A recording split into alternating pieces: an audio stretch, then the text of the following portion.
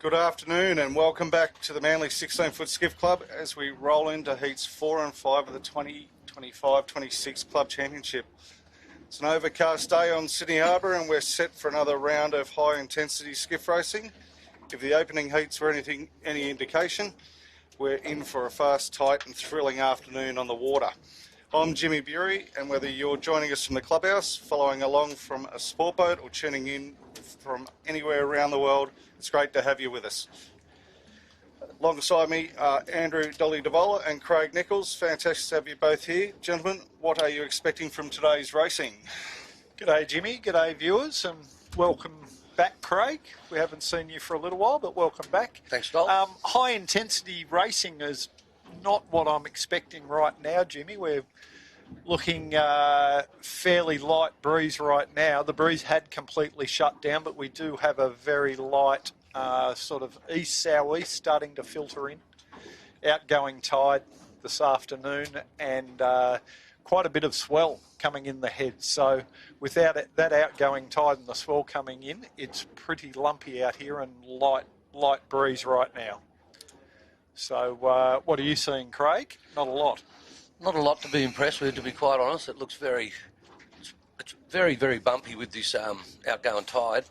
And, there's a fair bit of swell running as well. It's going to, unless the breeze kicks in a couple more nights, it's going to be a very uncomfortable afternoon, I think. Very tricky. I'm expecting it to be quite shifty too. So looking at the obs from around Sydney, we're seeing weather stations with everything from southeast to even northeast down at the airport. So I'd expect sailors to be looking up, seeing what this cloud's doing. But right now we're in a bit of a holding pattern while our starter, who I believe is Sean Lilly today, with Mark Bromelo, it looks like, on the boat. So they haven't anchored, they haven't dropped any marks yet. So we're just standing by to see what this breeze is going to do, and hopefully it fills in a little bit. We can get a course laid and get some racing done. Well, they were saying, just on the last message to the group, Dole, they were saying 6 to 7 knots. So, and they're telling the boats to start making away now. Okay, so they did have the boats on hold back at the beach. They've instructed them to come out now a little bit, just where we are now, a little bit of breeze starting to fill in from the east, it looks like.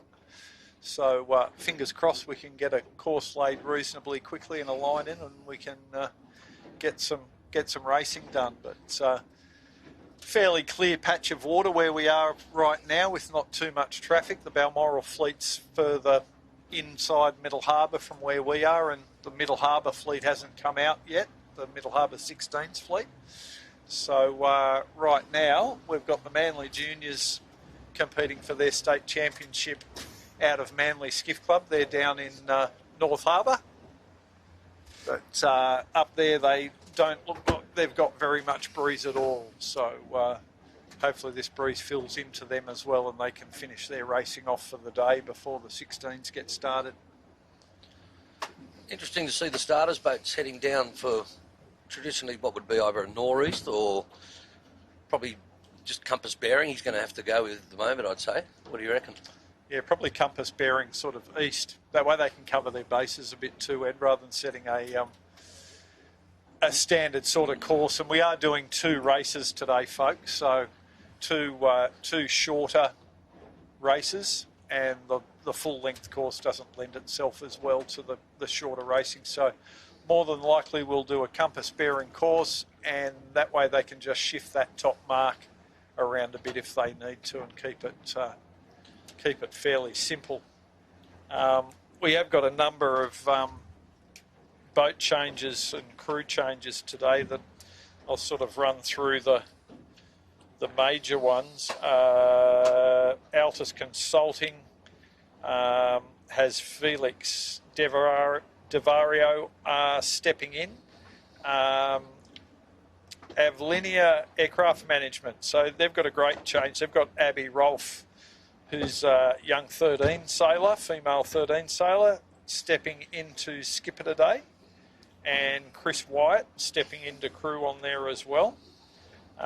One of the big changes we're seeing today is Joel Beechel is sailing in the Harker Match Racing Championships up at Pittwater, and we're seeing Lee Napton stepping Okay. in on the Imey today as helm. So great to see Lee, multiple Australian champion in the skiffs, coming back. And I think part of the reason Lee might be up at Manly today is, I believe, his daughter is sailing in the juniors, in the Manly juniors, which is great. So another generation of Naptons coming through. Red Concrete has George Thompson stepping in for Sam Skeen. George making a few more appearances this season after a year away travelling. Shebang has Dave Grouter and Christian Stevens sailing with Ant King. So that's the 16 changes. Quite a few changes in the 13s, notably Taylor Springett after a bit of a hiatus travelling as well. Back sailing on the Ebix today. We've got Botany Scaffold, Cooper Lowe sailing with Levi Windust. Bit of a skiff legend from Manly, Claire Hozak, coming back and having a sail on the Fluid Building 13 today. I'm sure Tilly King, Ant's daughter, will learn a lot from sailing with Claire today. And that's about it for the changes, I think. That sums it up pretty much. So we'll keep abreast of those changes once we're sailing. But real interesting one having Lee Napton back on the Imey, isn't it, Craig? Oh, it's great to see him out sailing again. Yeah. He was trying to talk it down this morning, Dole, when we ran into him over at the MJs. Chits and I ducked over to the MJs earlier today just to give them a bit of coverage. We're talking to Leroy, and he said, a bit rusty, I don't know if I've still got it. I'm like, yeah, right.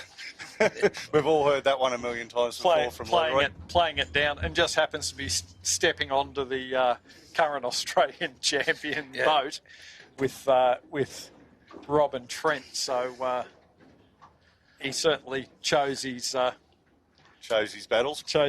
Picked a good one to come back, that's for sure. And he loves this stuff, sailing in this stuff. Yeah, he's pretty good. Very good. X470 campaigner. He knows how to pick a shift or two. Taught him everything he knows from the Flying 11s, Dole. That's it, Jimmy. When I sailed with him. Yeah, you did indeed. Back before the war. But, it's going to be great to see him back out here. And I'm just trying to see if we've got... I can't even see any boats leaving the beach yet. So no, they've just sent a message out, Dole, so that AP flag that's flying, they're just going to hold the fleet under AP until everyone, give them a good chance to get out here. Yeah. It's the comms coming from the start boat, as always, awesome. So, good to see. So we're going to have to chat for a while here. But, Craig, you were tossing up, sailing the Typhoon today for the club championship, but you saw the weather forecast? I was considering having a sail today, and I did look at the long-range forecast on Tuesday, and even though the wind looked okay, it had 80% chance of rain, and I went, nah, that's too hard. I'll let the young blokes get wet take if you it go out. sailing, Craig. Exactly. Is that the problem? Yeah. In there, it looked like it might have been a good call, but you never know. This breeze might it's starting to fill in a little bit, so... Certainly looking a lot more promising than it did before. That's Matana, the start boat, on screen there. You can see them flying the red and white AP pennant. So just going to fly that until one, we decide what course we're going to do, and two, we've got some competitors out here. But they have been told to leave the beach, we believe.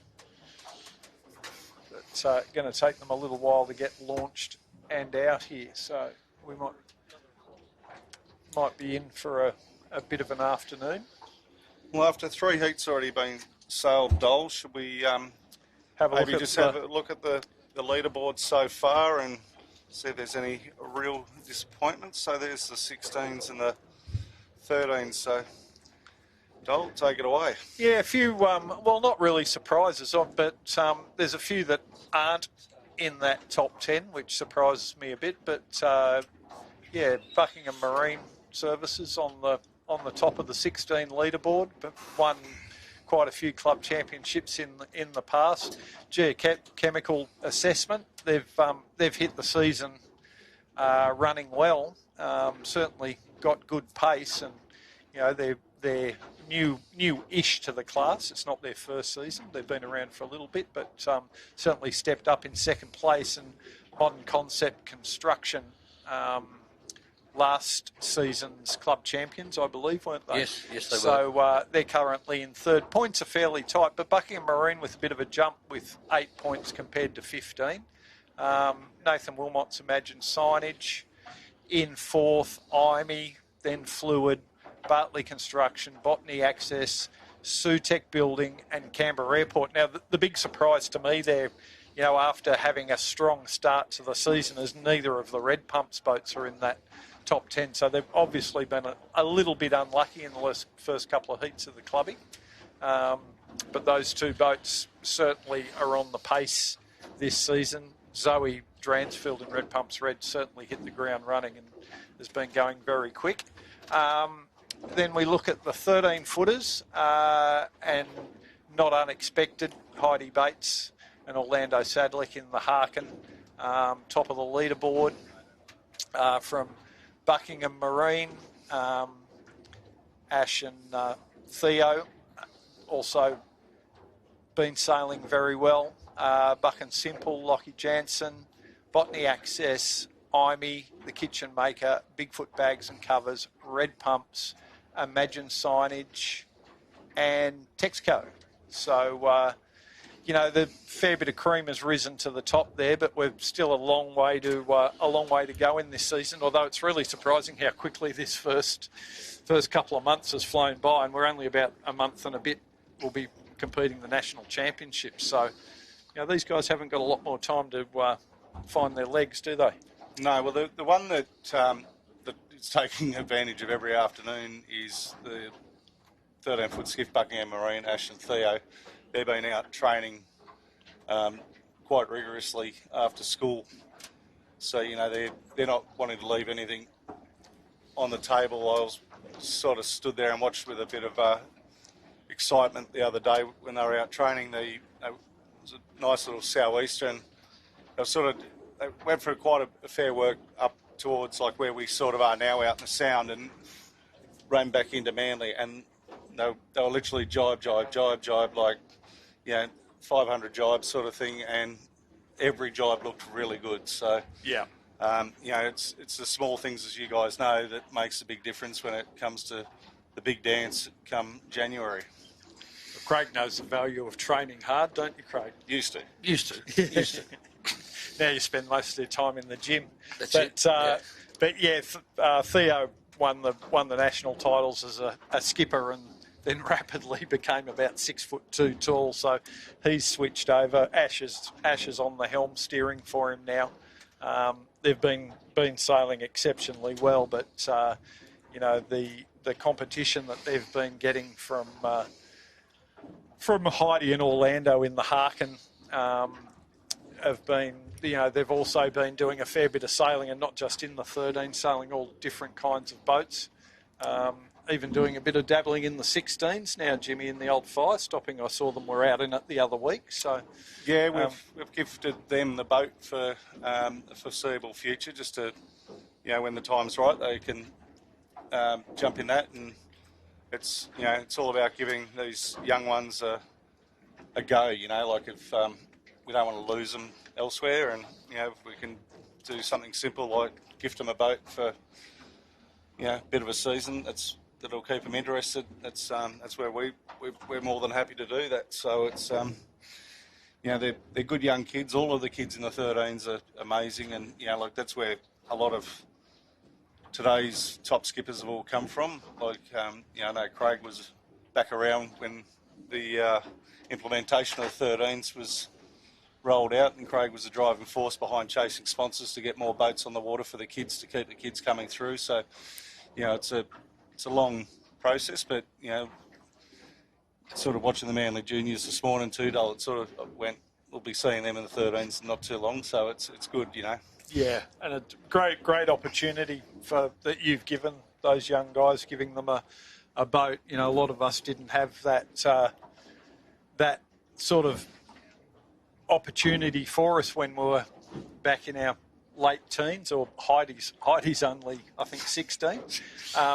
An exceptional sailor for her age. So, but yeah, wouldn't we have loved to have been gifted a nice gift to sail when we were that age? So great opportunity, but more importantly, you know, they really put in the hard work. So I think, you know, part of the culture that they've come through at Manly, all these young sailors who are either going to step up or have stepped up, you know, the culture that we've sort of encouraged over the years is that, you know, if you train hard and put in the effort, the rewards will come.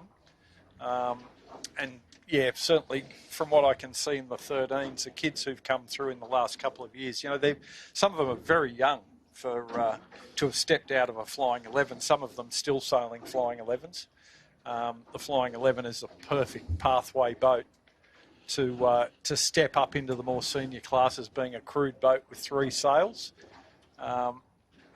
Gives the kids great preparation to step up into the more senior classes, rather than a lot of juniors are coming through a single-handed, single-sail pathway when they do have to step up into a 29 or a 13, or even if they go into the match racing path, they haven't experienced that sailing with other people and sailing with 3 sails. So it's a real credit to Manly what they've done to set up that pathway.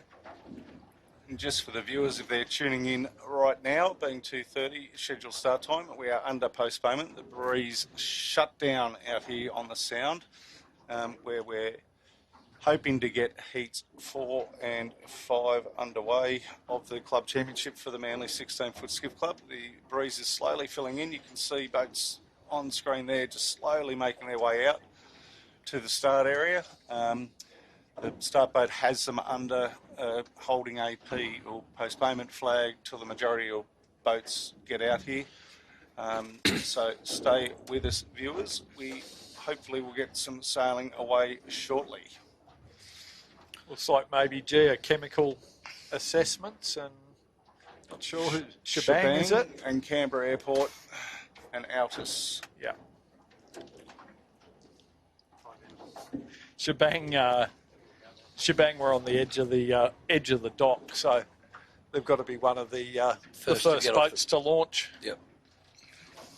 Just going back to your comments on the 13s, like yes, the Harkin and the what's the other one? The Buckingham Marine. They've been going out like 3 afternoons a week, basically. And then last Saturday, during the state titles, I think those guys were never more... Well, the footage that I saw, like what you guys actually were filming, there was never more than 15 seconds between them the whole race, was it? And they were just swapping backwards and forwards, leading. Like a string between them, and I think... Yeah. Well, Ash, on Buckingham, they had it all... Yeah, the victory speech was penciled in on the paper, and on the last jibe they put it in the tide, and that probably explains why they went out and did 1,000 jibes. Went out and did 1,000 jibes. You know, there's always that old adage, wasn't it, that, you know, you buggered up the week before you went out and practice the hell out of it to get it out of your system. But also there was one shot of them both side by side going upwind, and like just both the sheet hands trimming it absolutely perfect. Both boats absolutely dead flat, even just rolling in a tiny bit to windward, which is even quicker. Yep. Like they were just like, I don't know, synchronised skaters, it looked like. No, their success comes from the effort they put in, Craig. And 100%. Yes. You've seen it as much as I have of them going out, and it's no secret to the reason why they're at the top of that championship at this present moment. Well, it's like any team sport. Look, if you play rugby league, rugby union, you just can't turn up on the Saturday and think you're going to win. Might help if you do a couple of afternoons practice with your team, working out your moves. Bit like the old Skiffies rugby training days, from what I hear. You blokes train the house down, didn't you? Oh, we actually did, actually. Yeah, surprisingly. Yeah. We're pretty fit back in those days. Oh, we had that. How times have changed. don't miss getting the crap beaten out of me, I've got to say. But, good times, that's for sure. The 16s are 3 legs. 13s 2. 3 and 2. 105. And that's not the time, Craig. No, I know that. That's the direction. So yeah, the L3 for the 16s means it's a leeward finish, so third time downwind they finish, and the L2 means leeward 2 for the 13-foot skiff, so they just do 2 laps. So off the breeze finish, which is always nice and exciting, especially in this seaway if they get some of those big rollers that come around, Craig. Yeah, exactly. I'm just trying to work out where that top mark is. Should be sort of underneath the lighthouse, I reckon. Remember how to use a compass, mate. It's coming round. It's like, to me, like to be almost smack bang in the middle of the heads. Well, I did get a message from the start boat asking, do you know if there's any shipping movements? And I sent them the how to check. Roughly there. Yep. Halfway between your call and my call, Doc. Yeah, about where that fishing boat is. About where the top mark boat is. Yeah. That's where I reckon it is. Better eyes than me, Jimmy. I eat my carrots, Dolly. The boats that are coming out from Manly, most of them are heading out. Rather than coming down to the start area, they're sailing across, have a bit of a sniff around between the heads and see what the breeze is doing.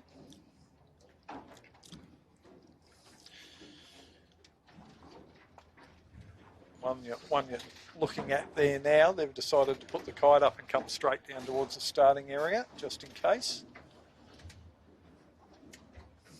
Looks like they're starting to get A little bit of breeze. Tiny bit of breeze. Altus Consulting there. Yep. Philip Cook.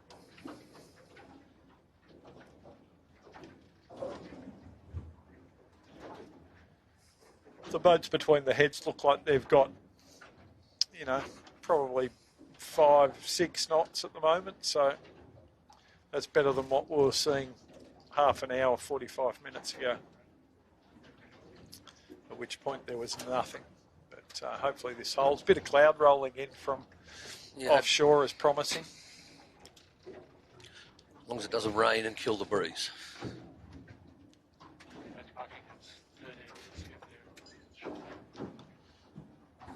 We were talking about Buckingham 13 before. That's them in the middle of the shot.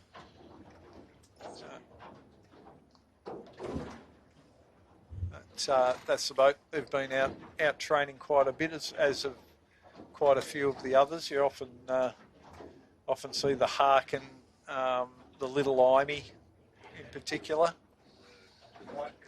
out training a lot during the week. I'm not down around so much to see them out there. Well, you're away this week, Dolly. You are normally down and around. You two boys are always down taking care of Skiff Club business. You see them out training. Just making sure they're training properly. Yeah, that's right.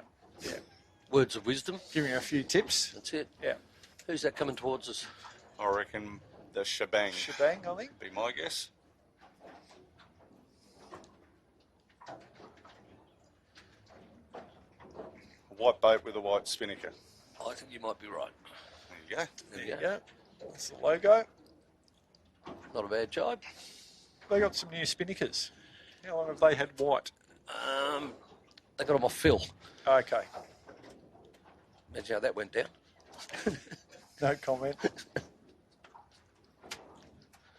Yeah, always used to picking them out with their bright yellow. Yeah.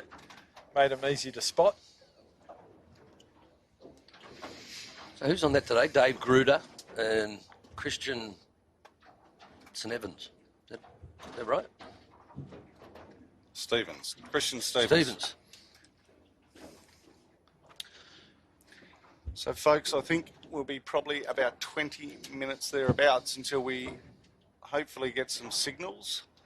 As I said earlier, we are under postponement due to the breeze shutting down. The course boat has laid, I believe, the top mark, and the start boat is at anchor, and so is the pin boat. So we're all ready to go, just waiting on all the boats that were told to stay ashore to come out onto the race course now. So stay with us, folks. Go get a refreshment. Go grab a cup of tea, whatever your put the case kettle may be, and we should be, as I said, underway in, I reckon, 20 minutes thereabouts.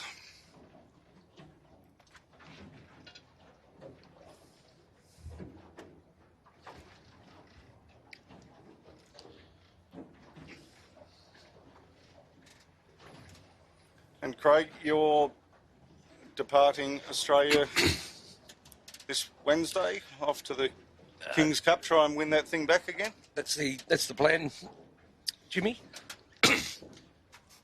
It starts measurements day Saturday, and then practice race is Sunday, and then we have Monday, Tuesday, Wednesday. I think Thursday's a lay day or spare day. Friday, Saturday. So looking forward to going up there and racing the yacht for something different. And is the Queen of Thailand going to grace the regatta with her presence? Is it? We're not really sure. We think she is, and it's a pretty big thing for the Thai people if the King and the Queen turn up at the King's Cup. But the actual King's mother passed away, I think, about 6 weeks ago. So they sort of been in mourning or whatever they do for the last 6 weeks. I did get told that she might not be there, but then I had some correspondence during the week saying that she will be there. So it'll be interesting to see if she turns up there or not. But it's definitely full on when the King and the Queen turn up. The pictures that came out from last year or the year before, you couldn't even see Carter Beach where they hosted from. There was that many of the locals on the beach. There was. They all come out they're in awe of them. It's quite unbelievable. And the way the Navy, just for a lady to go out sailing, she sails on one of the TP-52s, which is one of the quick yachts. And they have, the whole Navy follows her around, and they've got security and scuba divers. It's quite amazing. Yeah, it was much like when looking after Prince Frederick in the Far 40 program. We had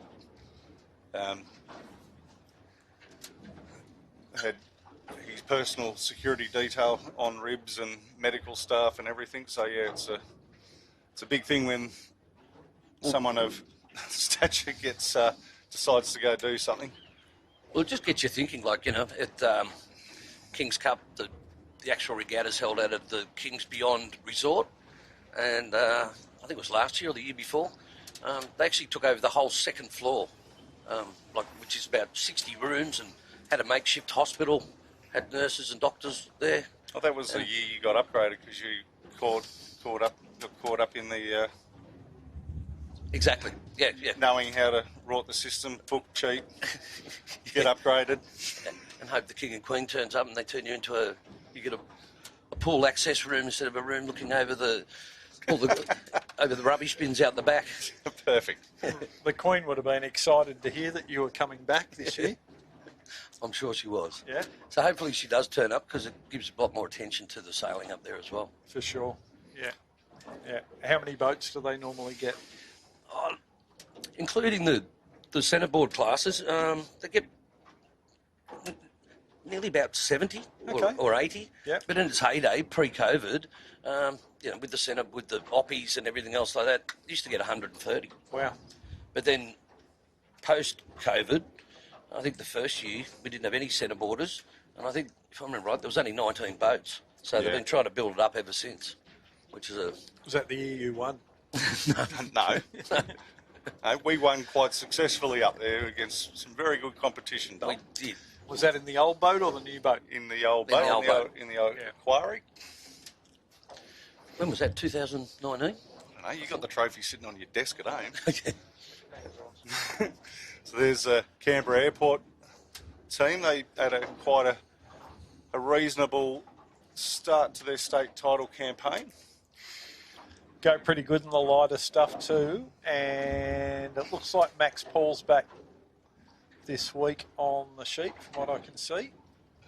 So in these conditions, I don't want to put the mocker on him, but I'd expect to see good things from them this week. The other one I'd expect to go well in this breeze we've seen going very quick in the downrange stuff has been Zoe Dransfield in Red Pumps Red. She got her same crew today? I believe so, yeah. Yeah, so Hugh and Jamie Stoddart be on board for the club championship. I didn't get to do a boat park walk today. We came around a little bit later, but did see a few of the boats in on the rigging deck, but didn't get around to the park. So, geochemical assessments. So currently second overall in the club championship. Another boat that tends to go pretty well in the lighter stuff. There's Heidi Bates and Orlando Sadlick, our 16ft Skiff current point score leaders in Harkin. Also with support from Musto. So obviously club champs have elected to sail the 13 this week. They might we might see them in a couple of point score races back in the 16-footer in the mighty fire stopping. Yeah, well, the whole deal with them, Dole, is just absolutely no pressure, and if they want to do the 13, go for it. If they find a big enough lump that's willing to jump in with those two and get them around the course, then so they're more than welcome to take the fire stopping out. Well, Sail Media don't cover the racing every Saturday, Jimmy, and the sponsors are busy elsewhere. Fairly Dole. accomplished skiff sailor, mate. Maybe you could go and show them give them a few pointers. Yeah, Dole, jump back on the sheet. It's been 9 years since I pulled a trap jacket on, and I've got no intention of pulling one on anytime soon. Actually, I don't even know where my trap jacket is. We'll find you one. I don't think you'll find one big enough, mate. Imagine signage there, Nathan Wilmot. Small spike in the breeze, Craig? Yes, Couple of definitely knots? picked up. Yeah. I think you're probably getting up to 10, maybe 12. Oh, that's optimistic, I think. Look mate. at the typhoon going up, but you can't see it. It's off screen. Yeah. But they're fully leaning. Yeah, pretty big crew on there too. Yeah. So, Lockie Pryor has told me I've got to stop calling him Big Lockie. He's getting a complex. Mind you saying that's a bit soft down the other end of the line now.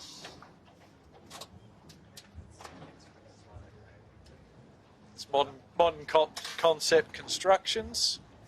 Also in the top three, the overall point score at the moment. And the little modern concept constructions in the foreground.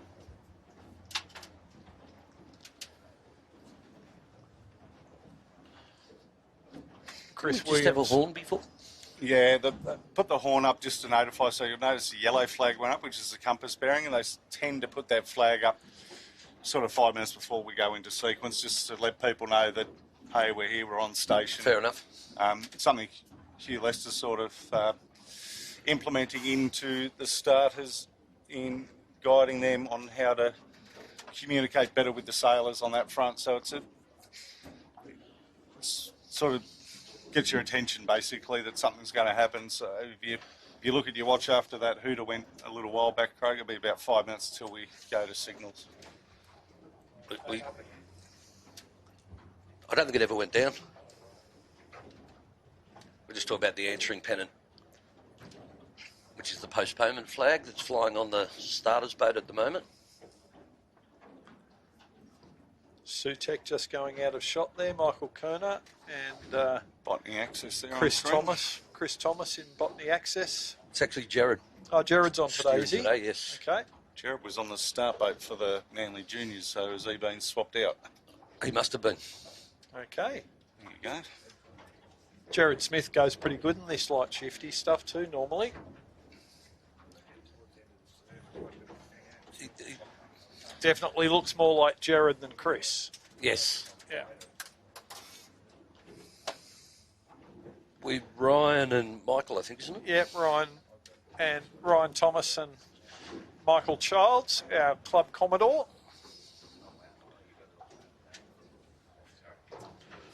Number 58. 58. Is that red pumps? 13? Yeah, yeah.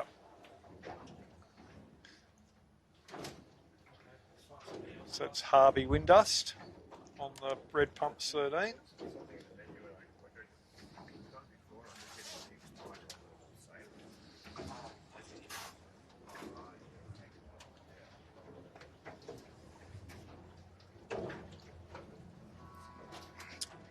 There's the post payment down, so 1 minute from now we'll start seeing some race signals. AP down, fantastic. It's not too much of a delay in the grand scheme of it, about 21 minutes, so 25 minutes, which is pretty good. Long enough for the listeners to have to listen to us dribble on. Exactly. I'll give them something.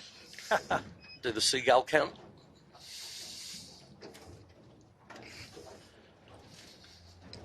I wasn't joking last night when I left the gym with you, Craig, and said you may have to bring the counter for the seagull count. Very close. There's the IME 13 with Sophie Hart filling in today on the helm.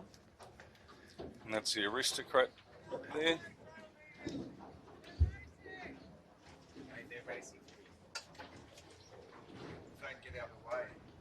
I mean, they're racing. Middle Harbour. Seeing Jimmy's their sponsor. You better get out of their way, I guess. There they are, the mighty Sail Media 13-foot skiff out of Middle Harbour. Is that their top mark, the orange mark there? No. No, of course they're tacking.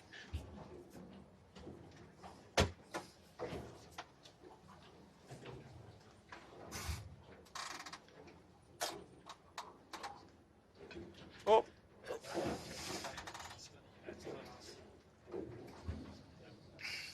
The Buck and Simple. Young Tom Cameron on the helm. Stepped up this year from the 13-foot skiffs. He's with Tim Lees and Pete Jansen, so a couple of older, wiser heads trying to teach Tommy the ropes of the bigger boat.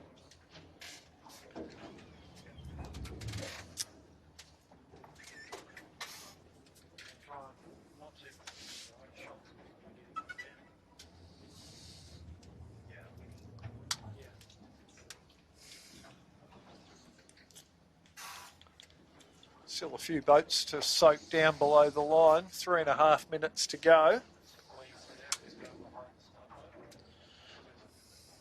Just in the distance you can see the Queens of Buckingham just approaching the start boat there now. So that's our all-female 16-foot skiff team. The first ever.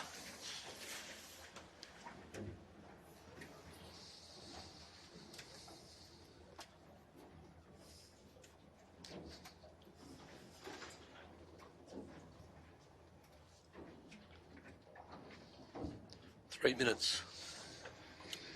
Yeah, and those boats look like they're just shaping up to get back behind the boat end. But which end are you starting at, Dolly? Well, that's what I was just wondering, because it looks pinned high to me. Outgoing tide as well.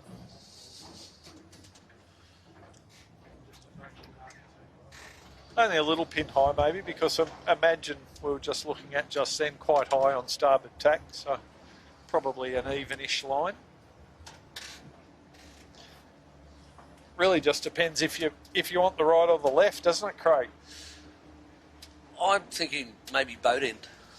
Boat end and get some clear air to get out to the right a little. I just think there's a bit more wind on the right than there is on the left. Yeah, I tend to agree, I think.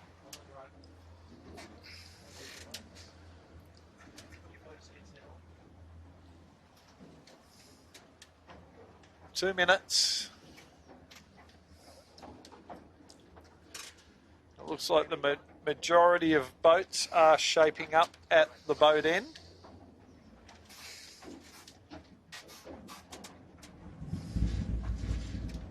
Looks like it's going to get pretty busy up towards the boat.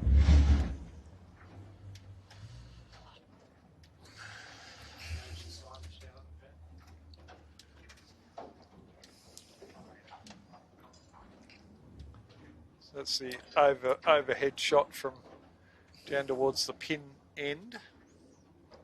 That's not the pin, the blue No, mark. the The blue blue marks. boats. We're looking for an orange flag for the pin. The Just get the grain to inflatable. push out a little bit. Get Vincenzo to come out a little bit. He's in line with it anyway, so it's pretty close. Yeah. It'll be the rib with the flag is the pin end. 1 minute to go now.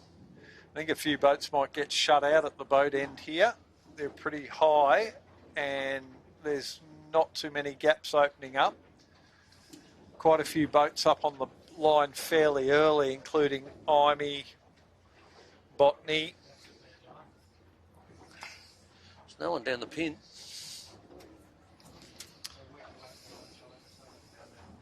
Yeah, Aristocrat, the most lured boat at the moment. Imey getting very advanced with this tide, pushing them up. We're not in line with the line, but I would imagine they're just coming away now to duck back.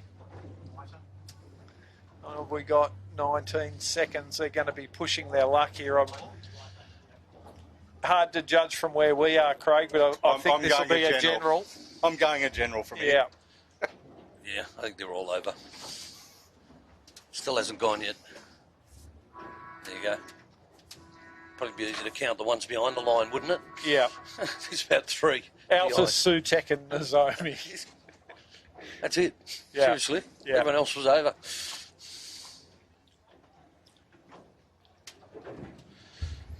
So, yeah, tide, they were in quite early, tide pushing them up, quite a bit of tide running too, so... I think the pin end needs to come to windward about another 80 metres. Well, that might be a bit much, but yeah. But certainly the tide played a big part in that. And once a couple start to move forward, everyone goes with them. Do you think you'll go straight to the behave yourself flag? I think so. We're already running behind schedule. I would if I was the starter. Yeah. So we're just discussing whether the starter will actually go for the black flag, and Dolly, you can explain what that means. So black flag, if you're over in the final minute, you're disqualified. He could go for a U flag, which is a little bit softer, but... I think being 3 o'clock, I think you can go straight black. Yeah. Still got the 13s to get away, and then you've got another second race for the 16s. We've got 2 races to do as well. So technically 4 races with the 2 fleets running. We don't want to be out here in the dark, do we?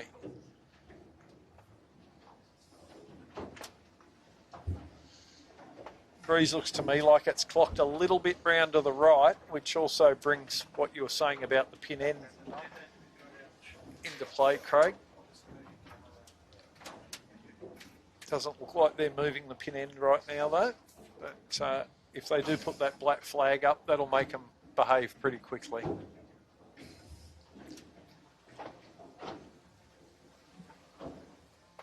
Look, throughout the year, they've done like a black flag for... Sorry, what was that? Throughout the year, they've always done a black flag for any general recall. Right.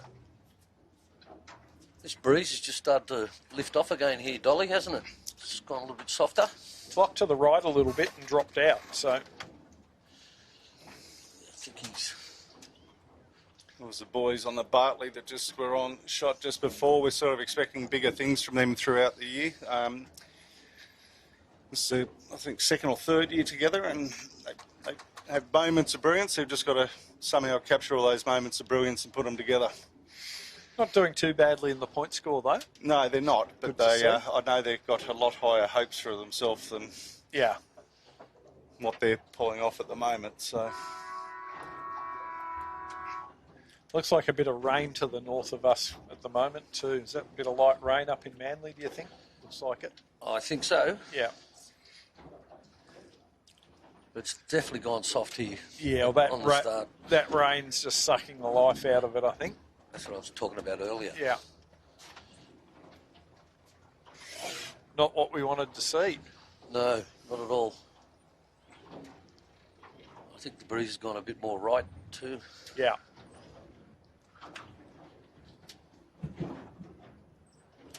Can't see the pin moving.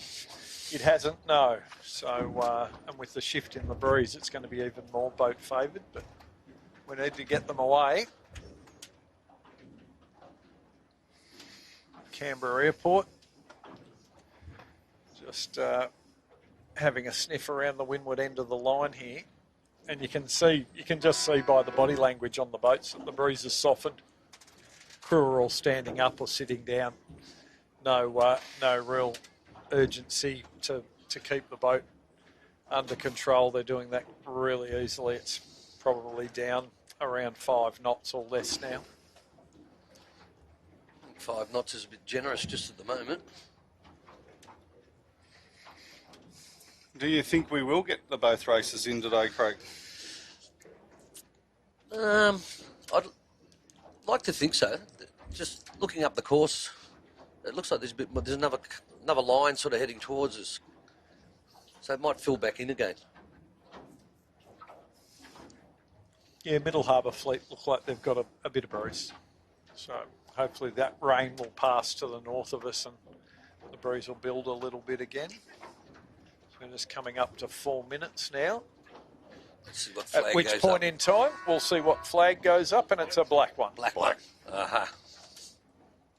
Well, that's a long, long wait if you're over, isn't it, Craig? To be sitting Very out long here. wait.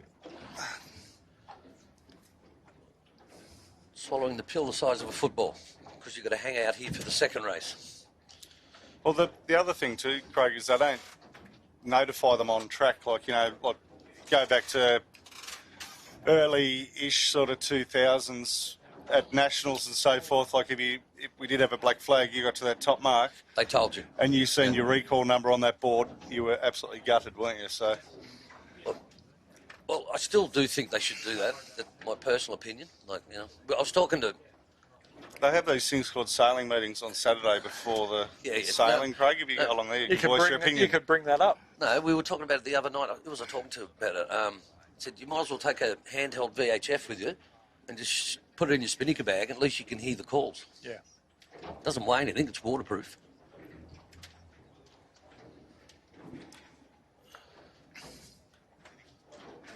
Like when you're racing the yachts, they notify you. Everything's on the radio. Yeah. Actually, some starters, I've been at some regattas in the yachts where they actually call the boats individually and say you're getting close to the line. Yeah. They don't want to be there banging off races all afternoon, especially if they've got 8 divisions to get through. It's past 2.5 minutes. Very light on the start line right now. Very light. So we're very vacant on the start line, as you can see in this camera shot there on screen at the moment.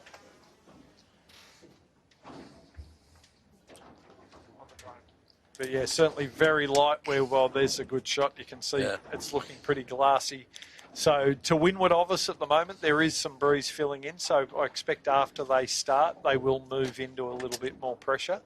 But right now on the start line itself, very light conditions.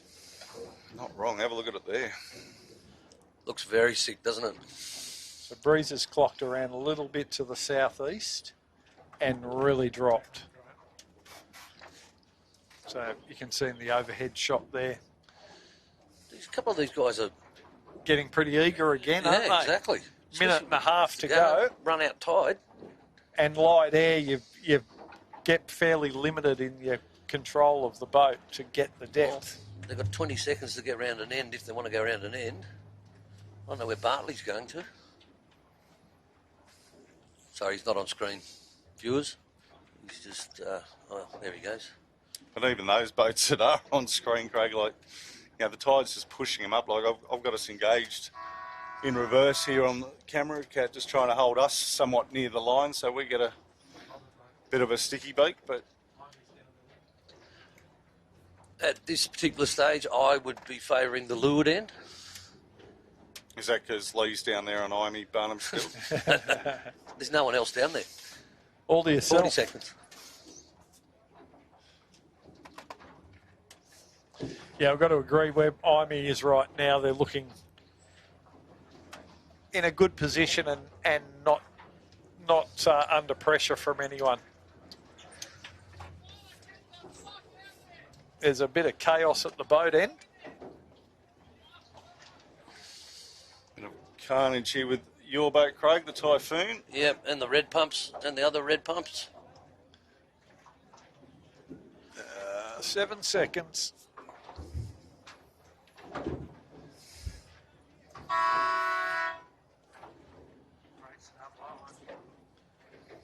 Imey at the leeward end. There you can see them. There they are now. Great start with speed.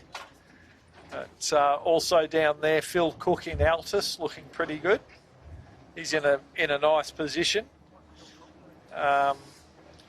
Windward end of the line, looking good. Zoe Dransfield and Tyler Dransfield in the 2 red pumps boats, and also Modern Concept Constructions.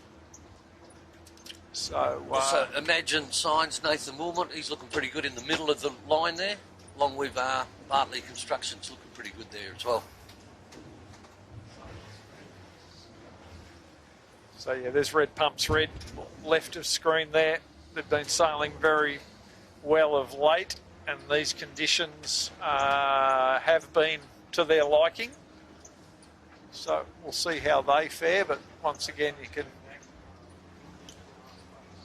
see there Imey stepping out quite nicely. And those spinnakers, for the viewers at home that can see on screen, that's the Middle Harbour 16-foot fleet heading back down to their bottom mark. So just don't read too much into that for today. So we've got a bit of a split here. It's sort of half have gone left and half have gone back to the right.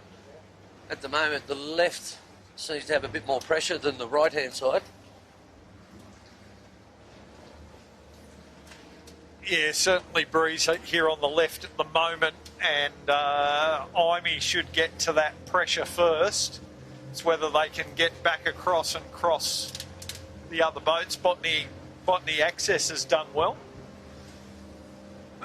So they're the second boat up from the bottom you were just looking at. But at the moment, Imey's definitely the one that looks like he's cleared out. Definitely got some wheels on, he's got some pace. It's not a bad combination on paper, Craig, of crude. Like, what does Lee bring to the... 7 nationals, I think. 7 or 8 to Rob's 4 or 5, Trent's 3.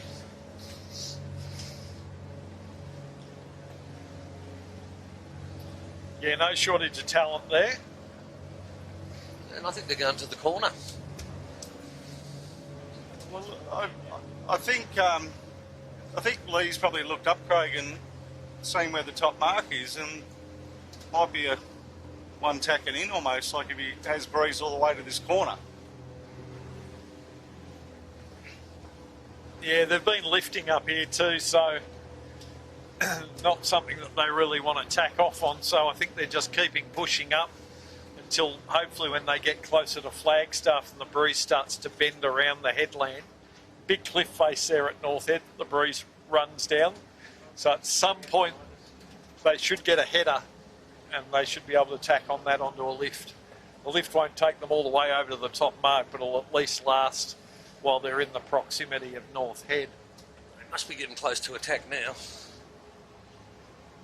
Yeah, well, look at the boats there on screen inside them, Craig, how much more lifted they are. Yep. So, you know, the boats that have gone south, if they've got that same breeze down there, big advantage. Yeah, the boats out on the right there, they could tack onto a big lift. You're right, Jimmy. I do think the Imey's just got a bit of a lift there. Yeah, but they don't want it right now. They want a header. Not where you want it. They're holding on for a header. They've got Terra Firma coming up. They're going to have to tack soon. There they go.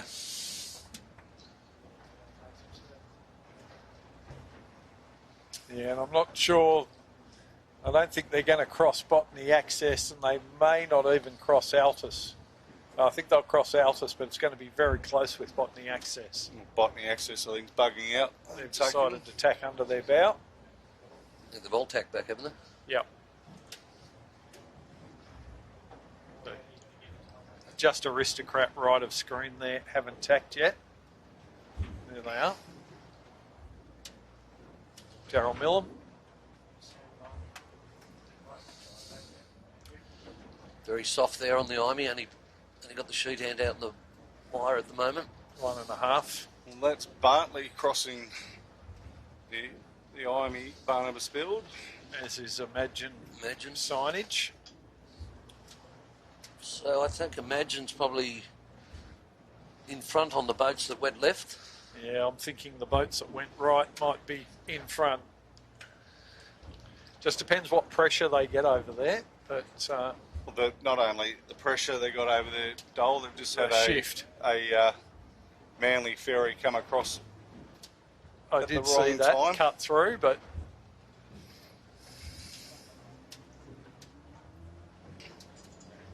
so that's Buckingham. Daniel Turner has also crossed Imey.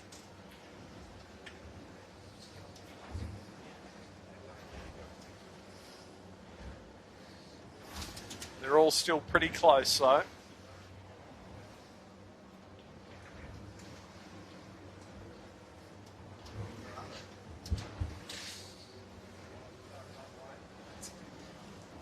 Gee, and the ferry. There's a ferry coming into this, going to make it Yeah, interesting. that's the ferry top of screen. You can see they're taking a big turn out through the heads because of this swell. He's going to play havoc with these guys out on the left-hand side of the course. Yeah, I think he's going to go outside of them, Craig, which isn't a bad thing, but he's certainly coming out pretty wide before he takes that left-hand turn. No, he's turning now. Here he goes now.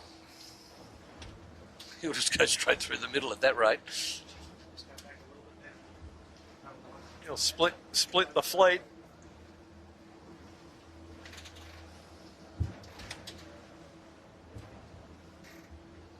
So good gain from Canberra Airport in that last exchange. They did pretty well out of that, and they stepped up to be the windward boat of that pack. Them and Modern Concept and Imagine are going to cross above the ferry, which is much to their advantage. Seeing a number of boats there are pinned on the left-hand side. I can see there's, I think, Typhoon, Buckingham Botany, Marine, Buckingham. Dole, Yep. they've tacked back just so they cleared away from that ferry.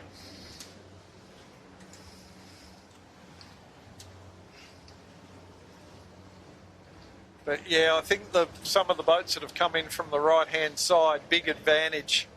We're going to have geochemical assessments, red pumps and red pumps red. They're going to cross these boats that took the left-hand side. There they are on screen, Dole. So geochemical assessments will lead. I did talk them up before the start, so I'm glad I haven't put the curse on them. Still plenty of racetrack to go, Dolly, and two of them. So is which red pumps is in front Red of which pumps in front of red pumps red. Yes. Yeah. I think we'll probably see Canberra Airport slot into fourth place, but we'll see once they tack. Imagine signage also in the mix. So that's geochemical assessments around. And the good thing with Nathan there on the geochemical, Dole, is he's given up the 18s this year to concentrate on the 16s, and I think that's where we're sort of seeing the rewards from that boat in particular. Putting his time into one boat. Yeah. And lovely set from those guys on Geo. That stepped them out a bit on top in front of red pumps and red pumps red. So next round is Zoe Dransfield in the red pumps red with Hugh and Jamie Stoddart. Next one coming to the top mark is Canberra Airport. Canberra Airport. I think nice aerial shot.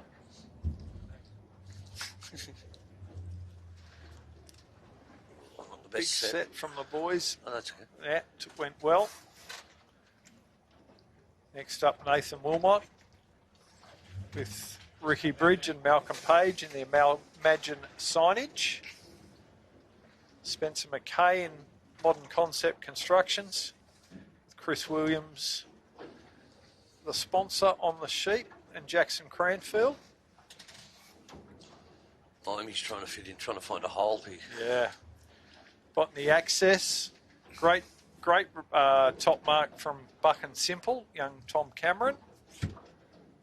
Ahead of Sutek, Buckingham Marine, Shebang, and then Imey will finally slot in there. So you blokes really put the curse on Lee, didn't you? I told you exactly what he said this morning. So he wasn't lying to me for once. Indeed. All right, we might as well head off with the pack. Only a few of the...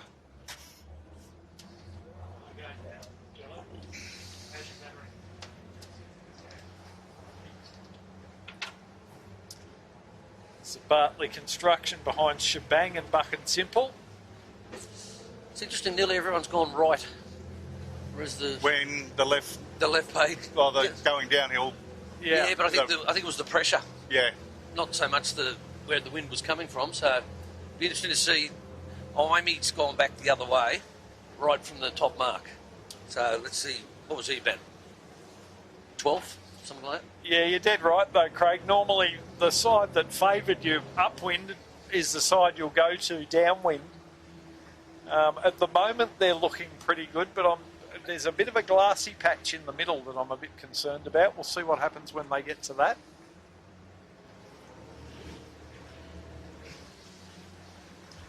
It's got huge sets of rollers coming under the boat at the moment. That's why we're not getting away too far. Yeah, we've got a bit on here, folks. So the two red spinnakers you can see there, the two red pumps boats. Then to windward of them, Canberra Airport. And the boat out in front of them in the lead is Geochemical Assessments.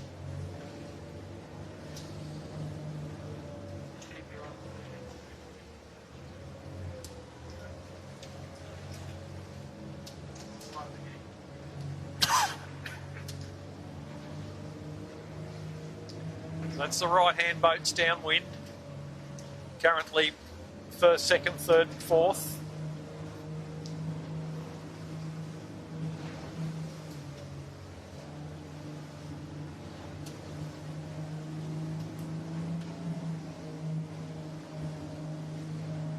It looks to me that the boats that went out to the left-hand side haven't really gained.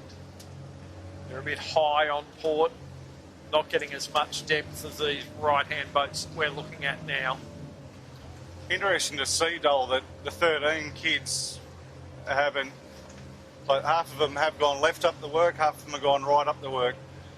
They really didn't pay too much attention to what the 16s were doing. You know, like when you're sailing out into the abyss here in the Sound, you know, it's always good to have a fleet start before you so that you can use them as a gauge on which way to go and how to go.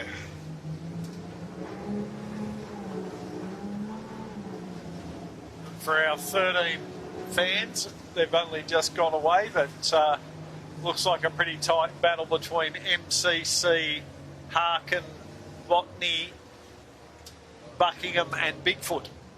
All very close. So they've only just started. So early days. Jim, we're doing some surfing in the camera cat here, Jimmy, aren't we? Got a bit Loving on. it, mate. The problem is where I've got to bail out to is putting us almost where the skiffs are. where the skiffs are. Yeah. So I sound a bit panicked. That's all that is just me trying to go against the grain of what you're meant to do. If you need Ed and I to hike, just shout out. Yeah, all of your weight, Dole, that'll help. Take young Sammy with you as well. There's Imagine. They're currently in about 4th or 5th. So there's Geochemical Assessment dropping at the gate, taking the left-hand turn. Looks like Zoe Dransfield in red pumps red has got the better of her brother for now. Maybe moved up into second place. So red pumps red up into second after being third at the top mark, and then red pumps with Tyler Dransfield in third.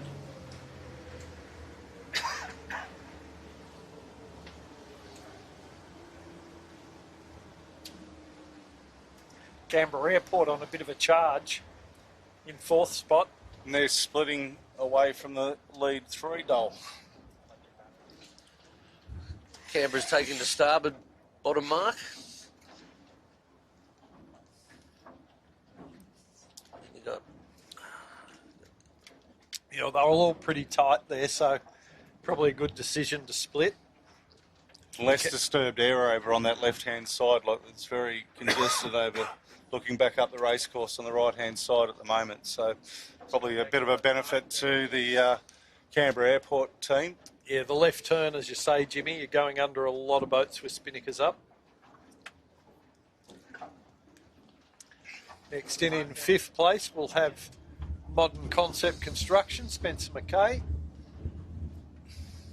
Jared Smith has done well, as we expected, in Botany Access. 6th place. Taking the right-hand turn, we've got Buckingham Marine, Daniel Turner. Closely followed by Sutek, while on the left turn, you're looking down there, you can see Nathan Wilmot in Imagine Signage, and closely followed, fantastic racing so far from young Tom Cameron in the Buck and Simple. So good to see, isn't it, Dol? That Fantastic. Young ones stepping right up to the plate. So Tom's just done his HSC. Shebang coming to the mark. Oh, a bit untidy there. Shebang doing shebang things.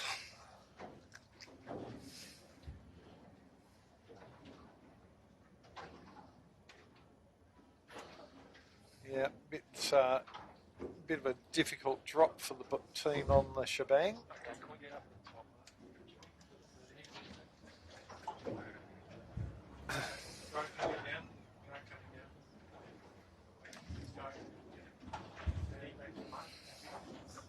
Next in, we've got Imey, Typhoon, followed by Bartley, Aristocrat, and Nozomi. And on the right-hand side, we've got Red Concrete. Where's and Bartley? Think he's going to Alphys. fit in there. No, he He's did. managed Fitted it. in just fine, Craig. So, He managed just fine. Just opened up. Good when it does, not so good when it doesn't. Who's left? So you- Alvini.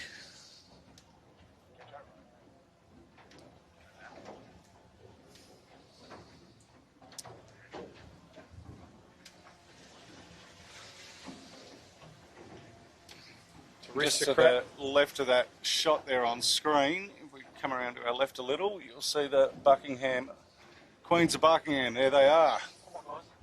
They're in touch, so really good sailing from the girls. Great job. Great job from the girls.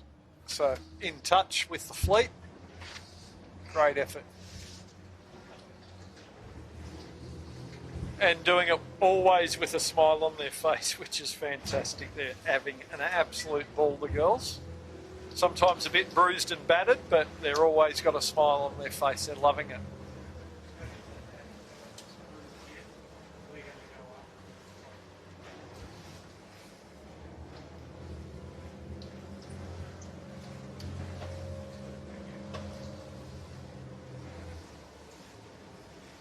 And as this tide's dropping, this swell is getting bigger and bigger, isn't it?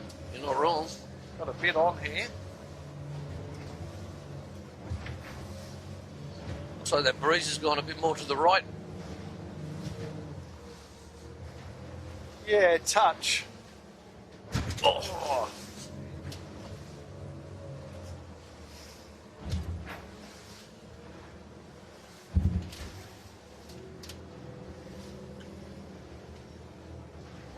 We're just making our way up course, and hopefully we'll be able to bring the viewers some 13 footage and information.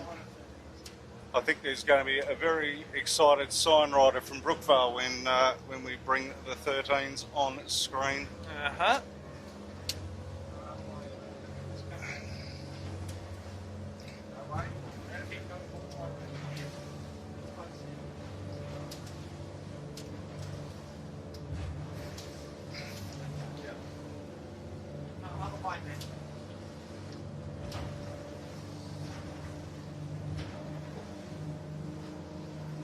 So we're just making our way up to the 13-foot skiffs.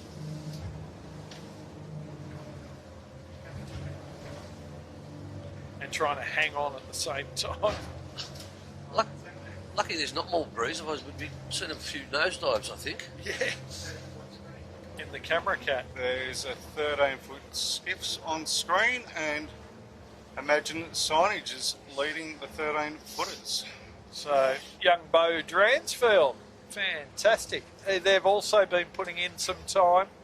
I know JD's been out there giving them a bit of coaching as well, so also reaping some rewards. So, Bo Dransfield on Imagine with David Tolk and Heidi and Orlando. They're in the Harkin in second place. Looks like Lockie Jensen in Buck and Simple in third. Yeah, very close with the Bigfoot, aren't they? Yes. So that's Byron Lowe and Lockie Favalaro. Now you've got the Botany Access, and way off in the distance the Diveco. There's Bigfoot. So just to reiterate the placings for you guys, it looks like Imagine from Harkin, but some boats coming in from the far side as well. Modern Concept Constructions up in the mix as well.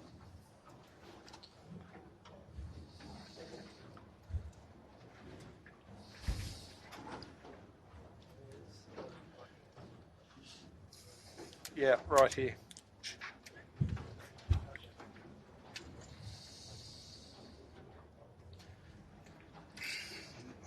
Should be come there. And there's Buckingham Marine, so they obviously had a shocker. Zigged instead of zagged at some point heading up to that top mark. Very uncharacteristic to see them back that far. Yeah, bigger crew, but they can usually sail well in all conditions. It's the Botany Scaffold. Who's on that? Did you say Claire's on that today? Botany Scaff is, no, Cooper Lowe with Levi Windust.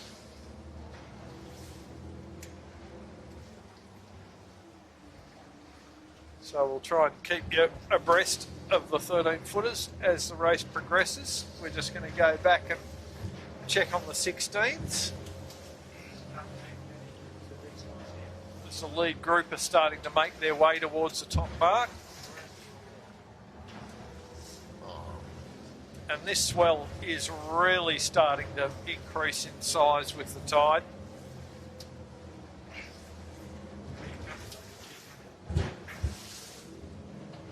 We've got a bit on in the camera cat, so the crews on the skiffs are going to have a bit to deal with. There's a couple of 13s upside down, just off screen.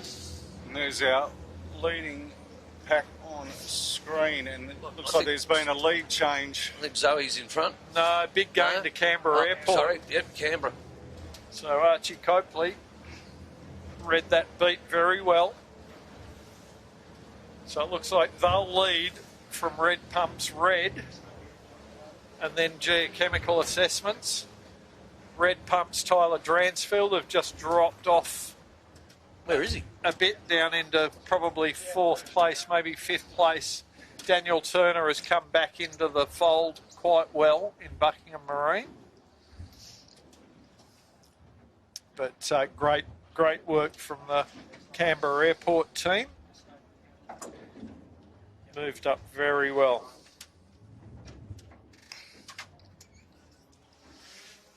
So Archie Cropley with Max Paul and Tom Kunich.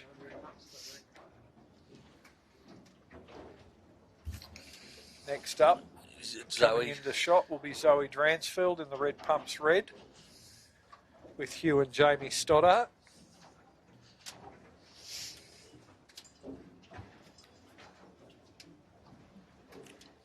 Now they're on the jibe going across the swell. The real tricky one will be when they get onto port jibe and they're running more down these swells. And you can kind of see them on shot there now, but I can tell you what you're looking at is nothing compared to what we've got. What we've got. There's some pretty big runners coming through. That's Red Pumps, Tyler Dransfield coming around the top mark, just narrowly ahead of Daniel Turner in Buckingham Marine Services. Been a few snakes and ladders up that work, Dolly. Certainly was. There's geochemical assessments heading out with Red Pumps Red up towards the Canai or Flagstaff point. Out towards the north, and then see Zoe there has now jibed, and Geochemical have gone with them.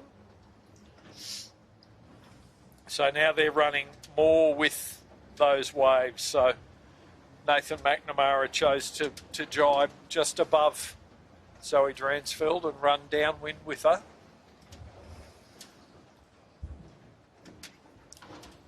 And you'll see just there, sort of mid-screen on starboard coming in, is the Iamy Barnabas build. It has jumped quite a few placings up this work, so Leroy's found his mojo. Gain. Good gain to them, yeah. They've probably picked up 5 spots since that bottom mark rounding, maybe 6 spots. And this is only a 3-lapper for the 16s and 2 laps for the 13s. Every time I watch Rob pull up a spinnaker, Dole, I'm always thinking in my head, how many hoists and drops do you reckon Rob's done over his career? Yeah, fair few, mate. There was frequent flyer miles for it. He'd have the access to the Gold Lounge by himself, I think. Who's that just going around now? Buck and Buck and Simple. Simple. Jeez, they're going well. Yeah, Tom Cameron having a great race with Tim Lees and Peter Jensen. Well, a bit scrappy on the kite. They've got to get that up before they prawn it. There they are. You can see there, they're just going to get it, I think. Ooh. There you go. That was a good save. They were in a bit of strife there for a second, which would have been a real shame. They've sailed such a great race up to now. Aristocrat, Daryl Millam and the boys.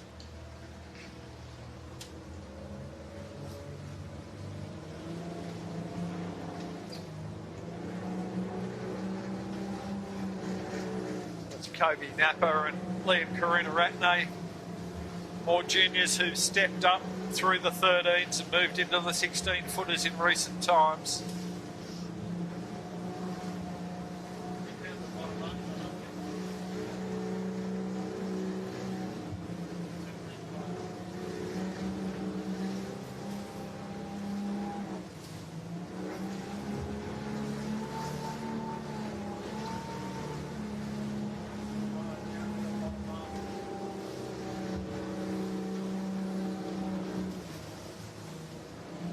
Buck and Simple just having to navigate their way through some wash as well as the swell.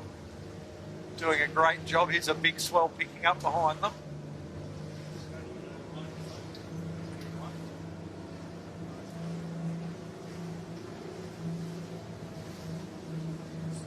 So they're only... Canberra Airport just on final jibe into the gate now.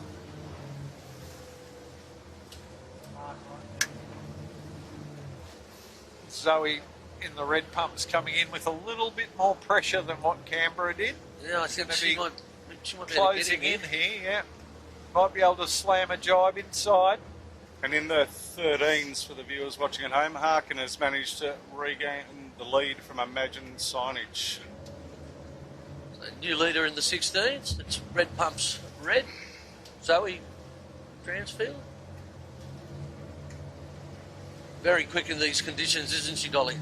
Yeah. So far this season, that's what's really surprised me to not see them higher up in the point score for the club championship so far. But still a long way to go. They can really make an impact on this by getting a few more good results today. There they are. They've stepped out, managed to get a jibe inside Canberra Airport. There you go. Red Pumps Red and Red Pumps.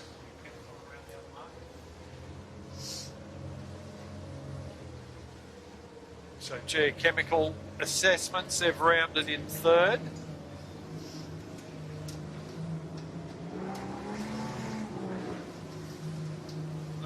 reads to me like most likely we'll have Buckingham Marine in a tight battle with Red Pumps, Tyler Dransfield. They've just come head to head, port and starboard. There they go. So Daniel Turner managed to get across in front of Red Pumps. So we've got Buckingham Marine electing to take the right-hand turn, and we'll have Red Pumps and Imagine Signage, Nathan Wilmot, taking the left turn.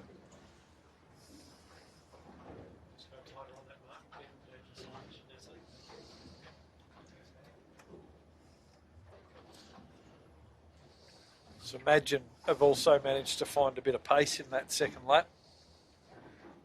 Just as I say that, they body drag a crewman over the side. Yeah, They've got that back together now. the breeze has just lifted off a bit down here at this bottom mark. Good gain to the Sutec too on that lap. So taking the left-hand turn ahead of Botany Access, while Modern Concept Constructions are taking the right-hand mark.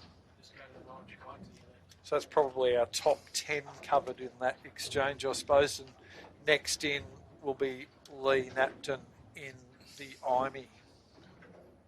That's them with the orange spinnaker, you can see. Coming in for a jibe drop.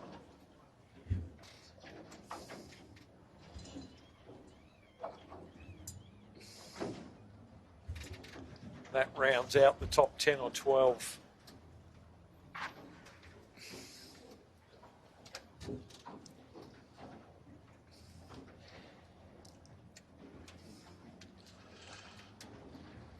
Certainly patchy down this bottom end though, down towards the gate. A lot of spinnakers and ferries and stuff really chopping up the breeze, making life pretty difficult.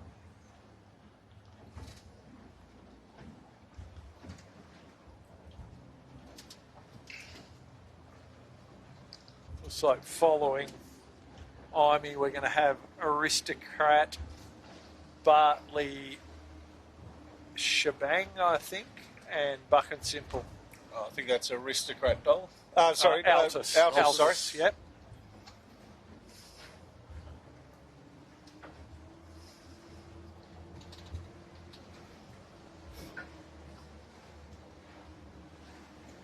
There we go. That's Altus, you can see there now. Aristocrat around.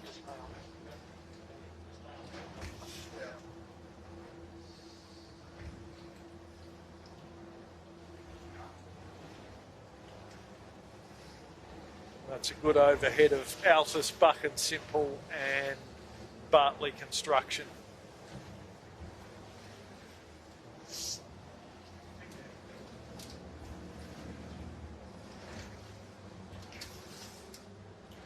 We'll start and make our way up the course again for the final lap.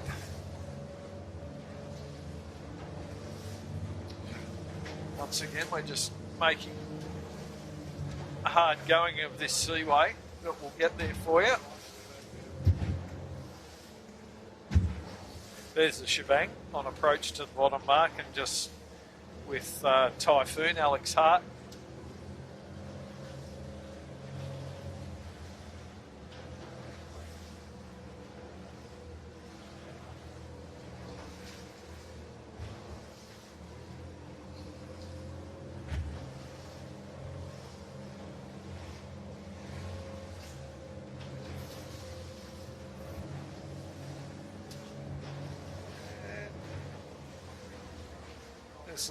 The red concrete and the Queens of Buckingham. Queens of Buckingham still hanging in there really well. Great job from the girls. But even though it's lighter air today, which makes it a little bit easier for the girls to get their head around, you know, they're new to the boat, etc. But I'll tell you, this swell certainly isn't making it easy, so they're doing a fantastic job.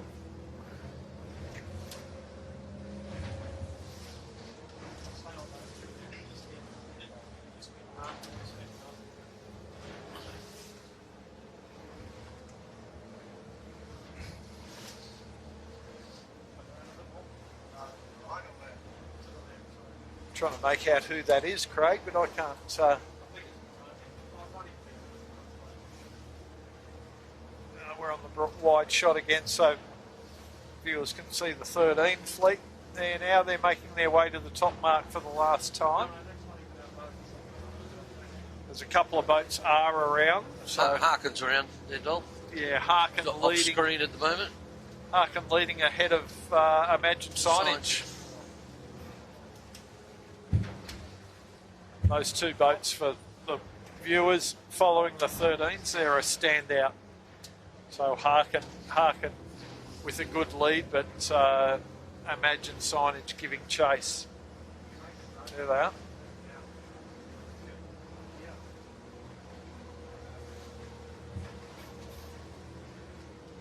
There's the Mighty Camera Cat in shot there. So those who don't know the boat, that's us in the blue Camera Cat. Just Imagine Signage on screen there. They've got a very nice break to the third boat. Not even. Yeah, it looks like Buck and Simple in third place, Lockie Jansen.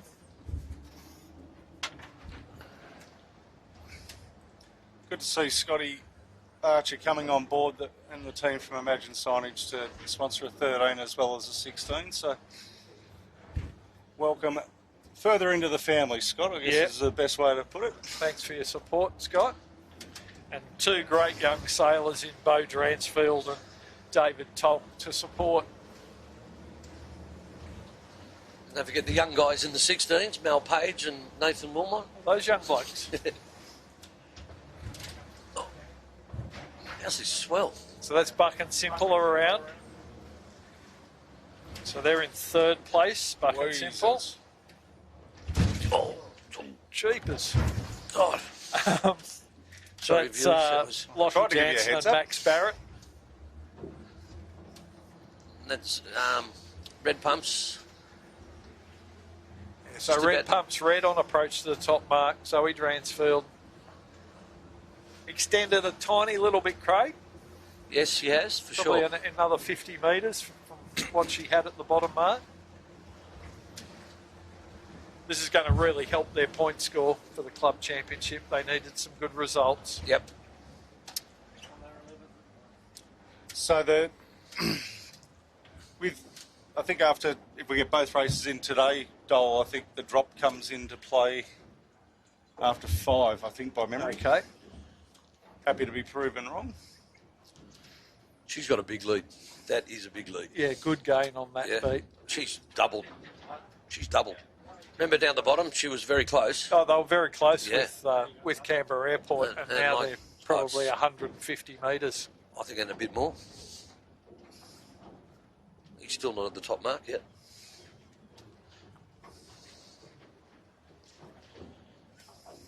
He's just getting there now. There we go. So that's Archie going around the top mark now. Probably about 20, 30 seconds in that. And you've got a 13 coming round. Dive and Diveco. That's more of the Camerons, isn't it, Dom? Yeah. Yep. Ian Crewing, I think. Father Ian. What's the next one? Next 13 around will be the IME 13. Good to see both an IME 13 and an IME 16 as well. As with the case with MCC as well. Well, and that boat just going around the mark there with no signage on it. I think there's So red pumps. a flotilla for them. Is that another Red Pumps? That's, Yet to be sign written.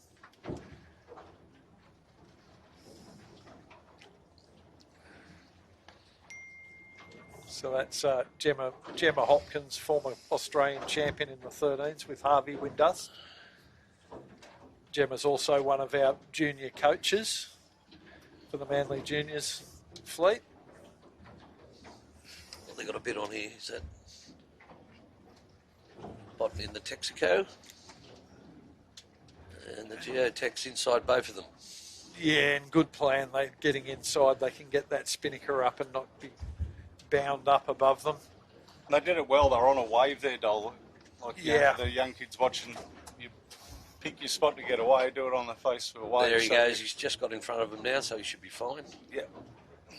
Get a roll on.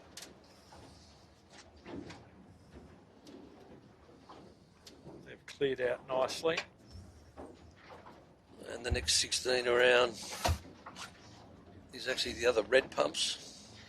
Just to the right of the screen there, viewers. You just missed it.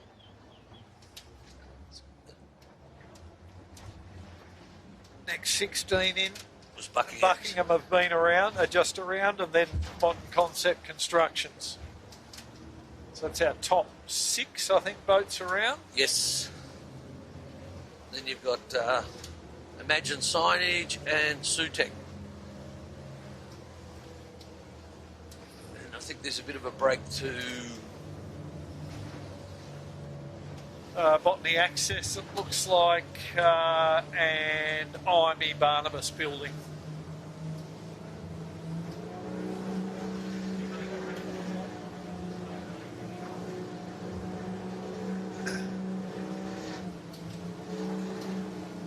So that's IME and Botany went round the bottom mark together. And off screen now, viewers, but Double Buckingham there on screen. Yep. beautiful. Ruffy jibed and ruined the shot. Didn't get the memo.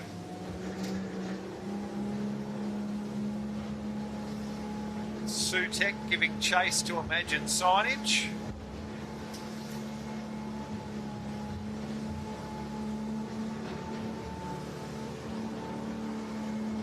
You can see as they get on those runners, they're just Big gains to be made if you can Yeah. hold one.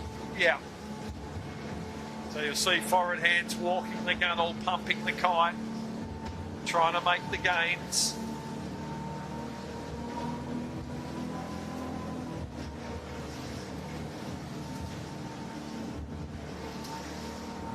It's going to get you down for the finish.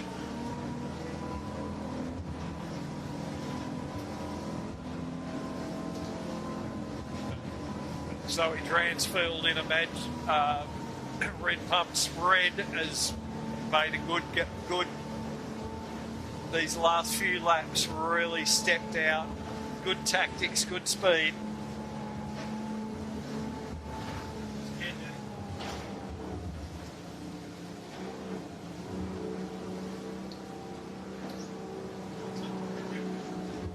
There she goes, she's first. So Canberra Airport in second at the moment, just jibing to the finish line. We've just seen Red Pumps Red take the win. Zoe Dransfield on the helm with Hugh and Jamie Stoddart.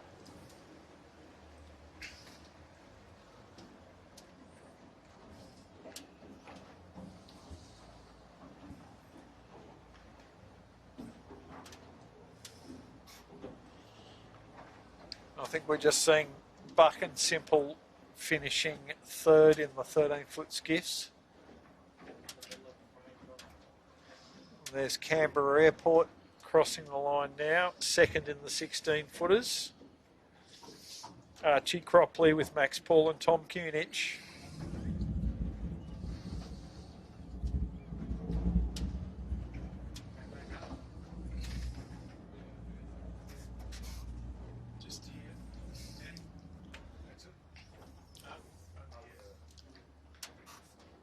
Canberra Airport will also be pretty happy with that result. I think they've been putting in a fair bit of work.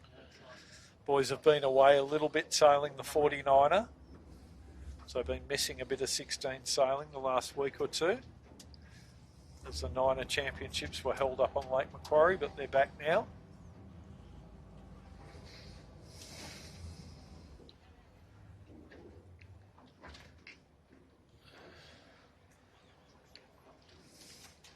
Who's that coming in? A Middle Harbour boat on is it? just there, the red boat. Red Spinnaker's a Middle Harbour boat. So next in we'll have geochemical assessments. There they are. They'll be about to jibe to the finish.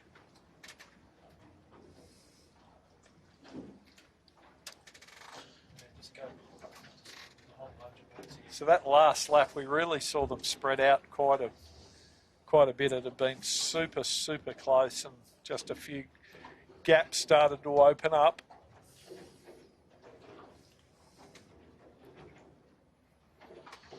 So is that image signage there? Or is it? Or is it? No. No, it's... No, Middle No, it's a Harbour Middle Harbour boat with the So white next spinnaker. in's a red spinnaker, red pumps, Tyler Dransfield. He's a nice little runner there, isn't he? Diveco the 13 just ran through the finish. Middle Harbour boat and all sorts there. Yeah, a couple of Middle Harbour boats A sailing few through of our them coming finish to line join the party.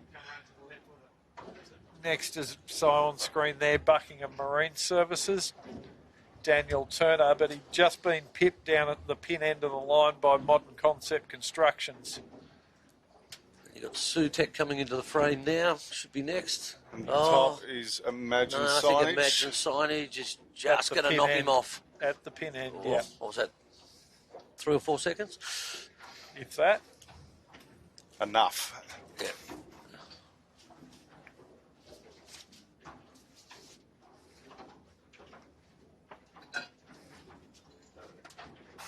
So Sutek, they're through, they're just going to drop.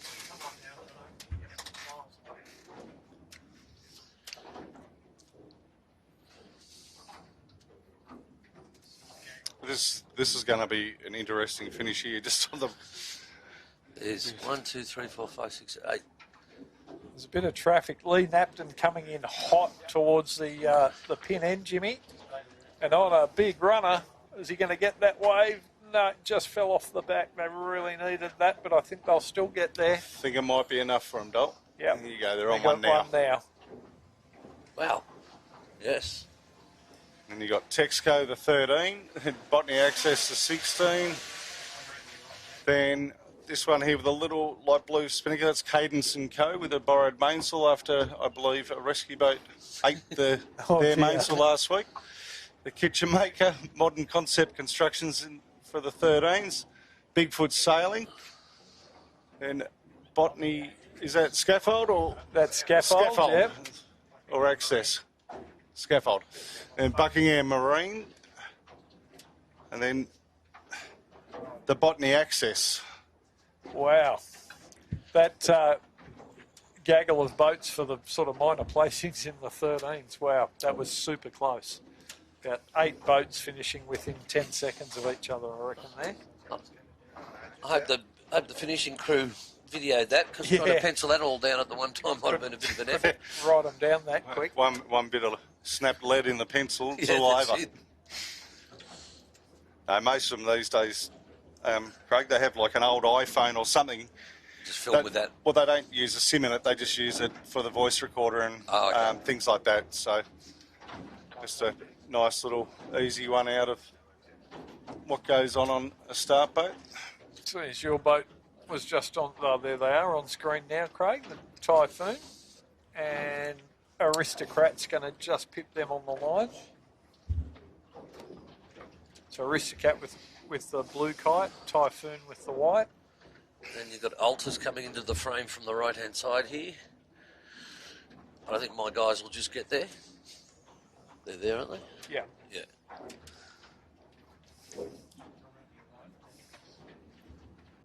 So then we've got another 2 coming in. Is that Shebang, is it? We've got Buck and Simple and Bartley. Then the Fluid 13. As we're coming to the end of the first race today, which is race 4, big shout out to all the Manly junior kids that are back at the club, Dole. They're all sitting back at the club at the I think they've been set up on the tall tables there with the 3 TVs are just as you walk in watching the live stream. So big shout out to the kids. We might see if we can get across to them. Get a little video back to them. But good day to all the Manly junior kids. I hope you had a great day for your state championships today. And they're on again tomorrow, Dol. They are, I believe, yep. So I hope you're all nice and warm back in the club now, enjoying a bowl of hot chips or something. I'm sure the club's looking after you all. I hope you're enjoying watching the 16s, and we're looking forward to you guys being in the 16s in the next few years. There's Ant King in the shebang coming through. They certainly dropped off the pace as that race went on. I must give a shout out to Squark from North and David Witt, who I was talking to the other night, and they said they love watching the live 16s every Saturday when it's live. David made an appearance at the Skiff Club the other night, I believe. So He said it was the first time he'd been there for 40 years. Last time he sailed there was we won Dave Mackay as a fourth hand when he was 12. Oh, that's just like yesterday. Red concrete. And then an Adams 10 coming in. Funny sometimes how they've got the whole harbour. They have. But no. Just out of view. Viewers about to come in. The Adams 10's about to go through our finishing line. There he is.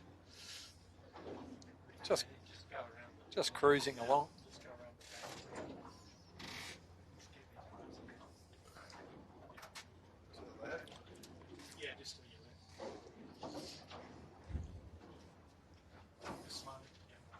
So we've got most of them through now, I think.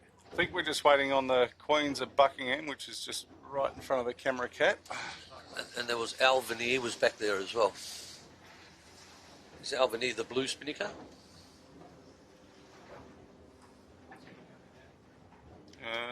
No, because they're a dark hull.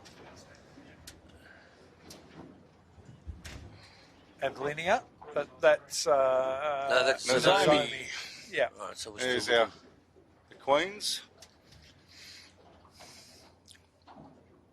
Great job, Fee and the girls. They'd be happy with that. Yeah.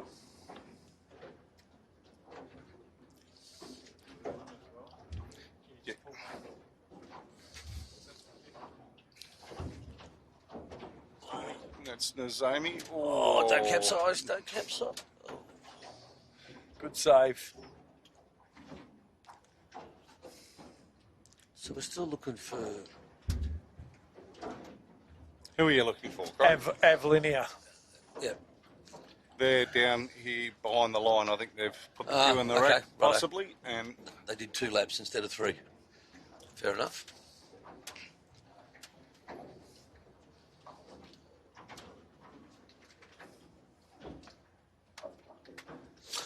Yeah.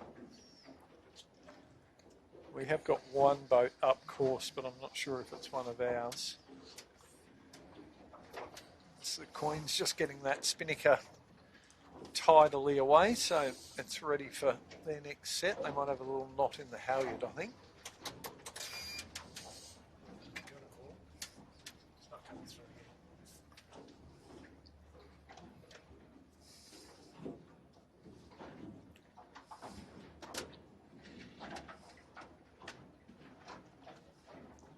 So first all-girl crew in the 16s to my knowledge. I've been around, not around 16s as long as you, Craig, but I'm sure you don't remember a female 16 crew, do you? Not an all-female crew. No, that's what I mean. Might have been for the odd weekend, but not for the whole season. Yeah. And I was talking to Fiona during the week. She's just, seems to be, as you know, she was a very competent 13-foot skiff sailor in the day. Indeed. But been a while since. There's all the 13 kids back in the club, just on the left-hand side of the screen. So, g'day, kids.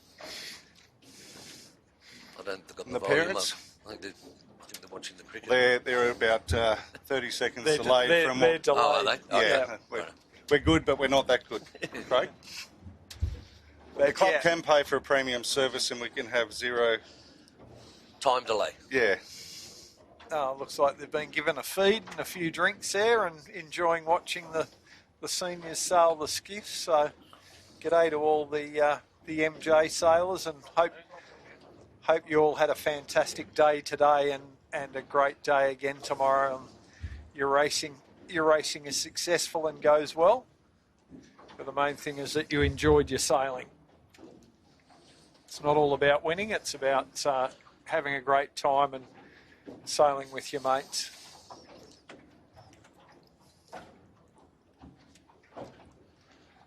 So we're just waiting now for... I think for the couple of Bartley votes. 13-foot skiff, the other blue spinnaker that I can see up course looks like it might be from Middle Harbour. I think that looks like MH44 from the signage. Yeah, I think you're right, Jimmy.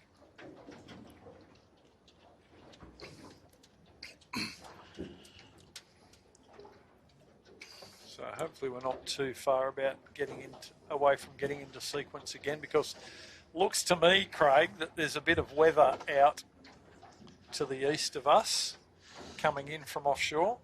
Looks like some wet cloud, doesn't it? Does to me, yep. Got the rain radar for you. That can be a good or a bad thing. Can either kill the breeze or bring a bit with it. So No, it's looking pretty clear, Dol. yep. Okay. Must be just...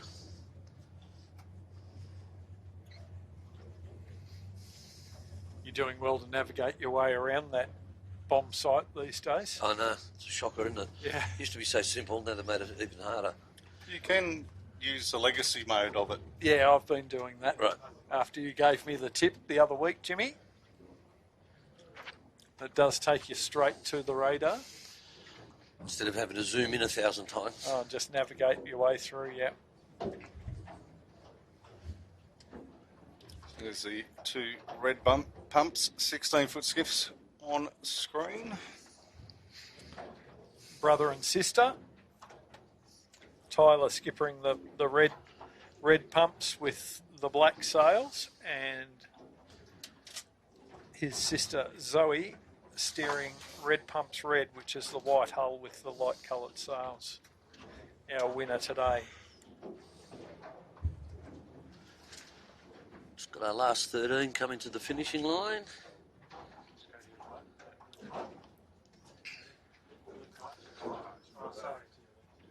So yeah, just the Bartley 13 making its way through now to the finish. Good on them for keep going and going. They had a couple of swims I noted while we were going around the course.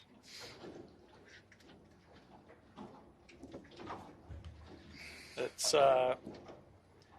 Jack Pounding and Isaac Pudney. So they're new to the 13, so great to see them having a crack.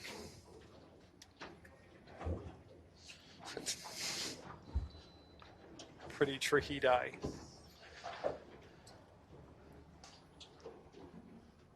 So I don't know what your radar's reading, Craig, but I know. look at that. You're telling me that's not rain? Well, it looks like rain. Sure does.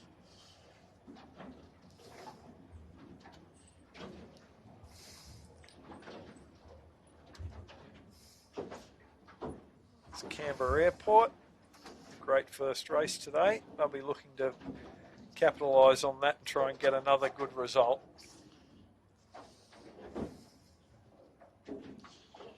Anything in the top 3 or 5 in this Manly 16s fleet. It's a good result. Very, very tough competition. We're looking forward to the Nationals in January. And we'll see a big fleet of 16s contest the titles. And the interesting thing is being up at Belmont, Dolly, it actually brings a lot of the Belmont boats right into the contention. Just Yeah. first, it's in their home waters, like Local knowledge, yeah, there's a flatter couple- water. exactly, and yeah. So at the moment, I think Manly's definitely got the upper hand on the Belmont fleet at the moment.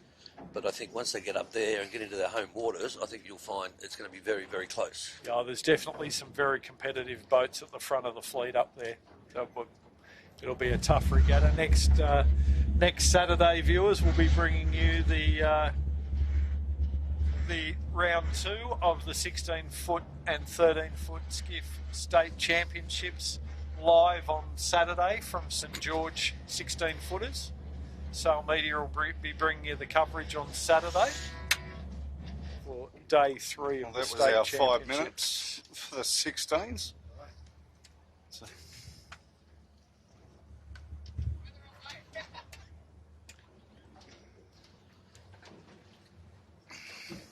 It's invisible rain, Dom. It's not showing up on the radar, but it definitely No, looks like it it. certainly looks like rain coming. Or is it a sea mist?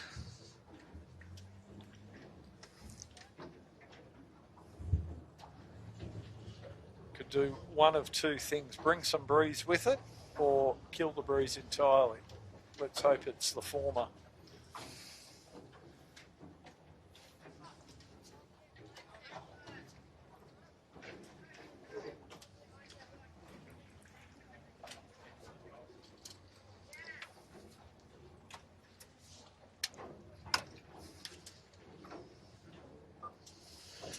There's a Harkin 13 on screen. Interestingly, Orlando's on the helm and Heidi's sitting in front of him. Yeah, but that confused me there for a bit. I don't think that was the well, case during the they've race. got just over 10 minutes to go, so given, well, mind you, it looks like Heidi's got the trapeze jacket on. They might be just mixing it up a little bit, just for a bit of fun.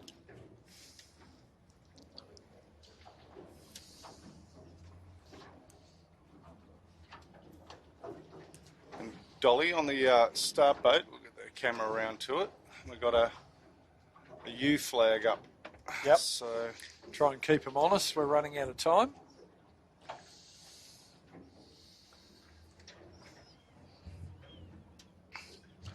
I would have just left the black up, mate.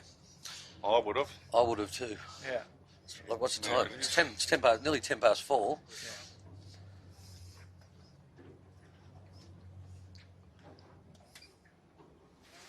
That's what the three of us would have done. Just shows that we're not very nice. You know?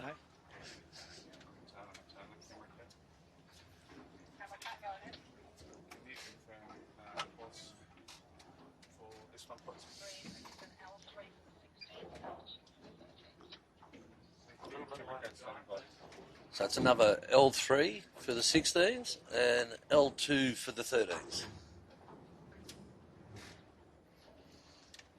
Hope you didn't have any dinner plans, mate. Yeah.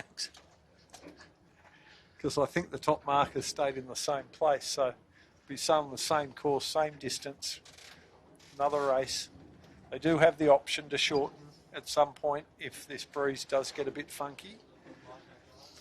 We're about to find out because the rain is starting to close in on us now. But not according to the radar, Dolly. I think it's too light to show up. Yeah.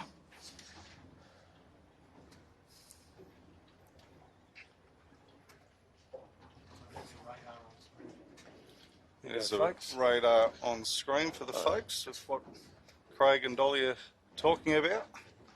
You can see the cloud bands there, but That's very clever. I like that. yeah, that's a pretty good line of cloud there, Craig. Yes. So that's the rain that we've got coming. Bit harder to see on the on our film screen there, but coming in over North Head now, we've got a fair bit of rain coming.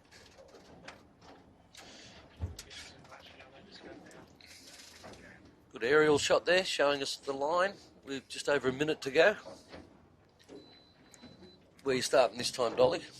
Oh, I still think it's looking fairly boatish-ish. Want to be careful pushing up with this U flag though. A few boats up on the line quite early with only a minute to go. Modern concept construction's quite advanced. Red pumps quite advanced. Managing to hold the boats up. Tide's probably starting to ease up a little bit now. They're getting very close to that line again. Looking at that head-on shot with 30 seconds to go.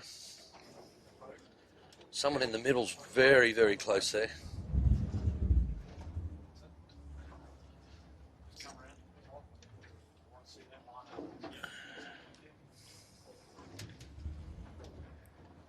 Who's that really advanced? in the middle? Avliner. Yeah, I think they're over. Yeah, and I think they're over already. They're definitely over.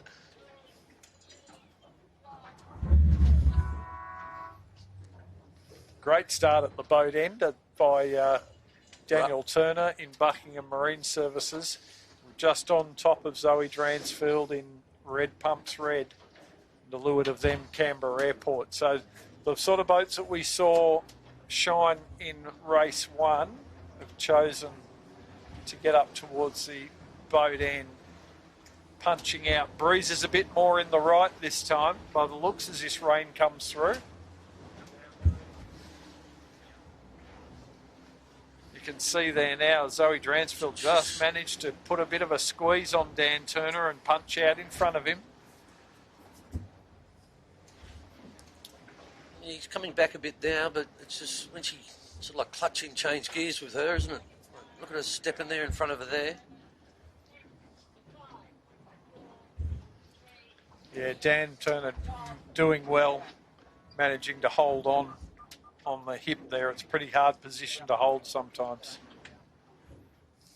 Well, they're both lifting off the boats to leeward of them.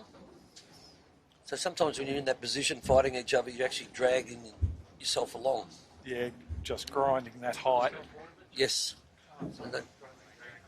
So you can see the leeward of them, Canberra Airport, Geotechnical and Imagine, along with MCC and Botany Access. A little bit behind that bunch is Red Pumps, Tyler Dranfield, and down the leeward we have Sutec and Imey Barnabas Building.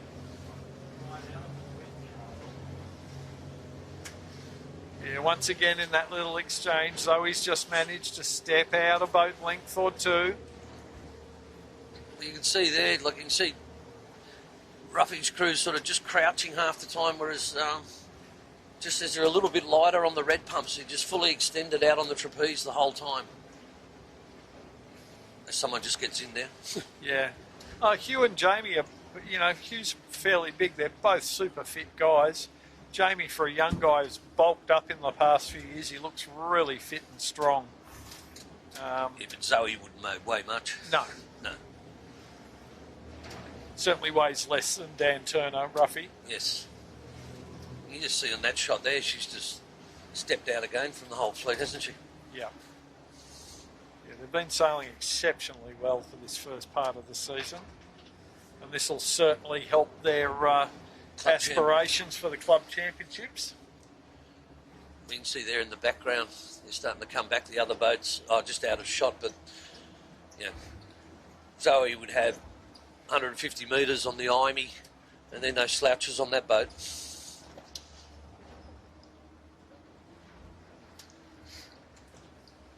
Imey in the middle of the shot there.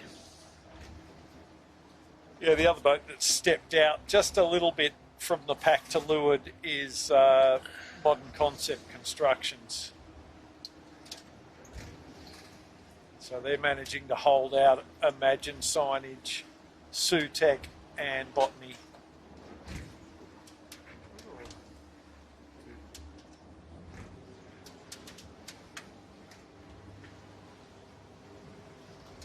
But yeah, you can see Red Pumps Red there, just inch by inch stepping out, doing a fantastic job at early stages in this race. We've got a long way to go. And this rain is really starting to close in now. It's not heavy rain, but it's really covering off. It's going to be very interesting to see what this rain does to the breeze. Looks like as we get further up course, it's starting to soften a little. Maybe clocking around a little bit to the left too, Ed. With the looks a bit that way at the moment. That's the direction the rain's coming from. You can see the red pump's a bit bow down on MCC. Yeah, so breeze is shifting left slightly here. I think if you look down, Sutec's even more bow down. Yeah. Towards Flagstaff, or definitely a new line, I think, coming.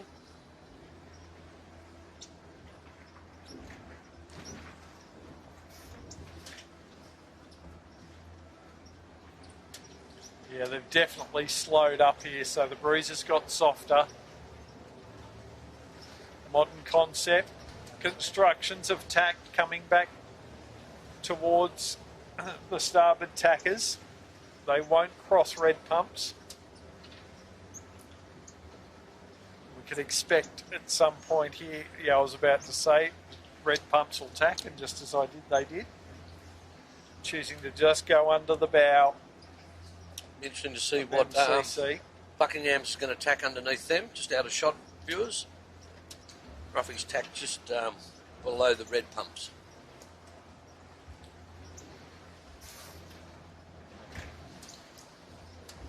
Just managing to hook onto a little vein of pressure. Is the red pumps red?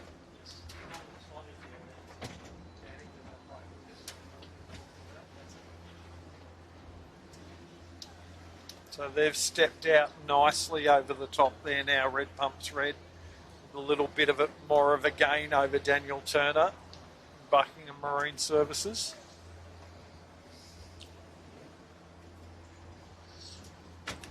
Did anyone go to the right, Dolly? Did you notice? There's a few over there, but so red pumps and Imey's Imey over there. are over there. You can see them in the back of that shot. Oh, yeah. I'm not sure they're going to come back like they did in race one from that side this time.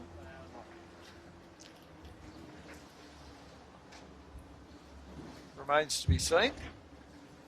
They could tack on a shift over there, but to me the breeze seems to have clocked around to the left, which should favour the left-hand boats. I think that rain's starting to clear too.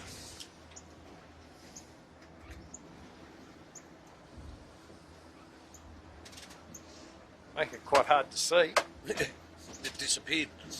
Now, that's why I was trying to pick who those right-hand boats were. It was very hard to pick who it was through the mist. You can see them out to leeward there. They're actually a long way across red pumps and Imey.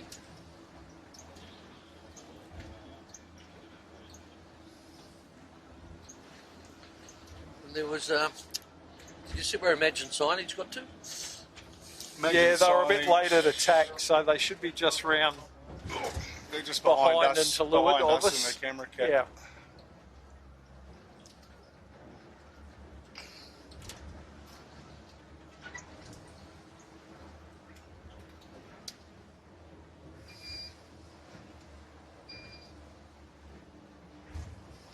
But yeah, as I mentioned, that right-hand side this time will not pay. Nah, that looks very sad out on that right, doesn't it?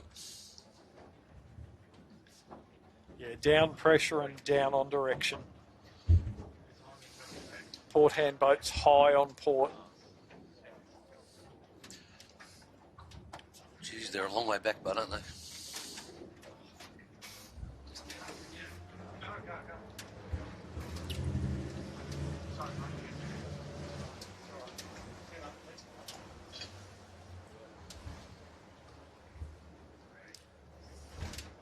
So it's red pumps, red. First round the top mark, first time. I'll be followed by Daniel Turner in Buckingham Marine, and then Spencer Mackay in Modern Concept Constructions.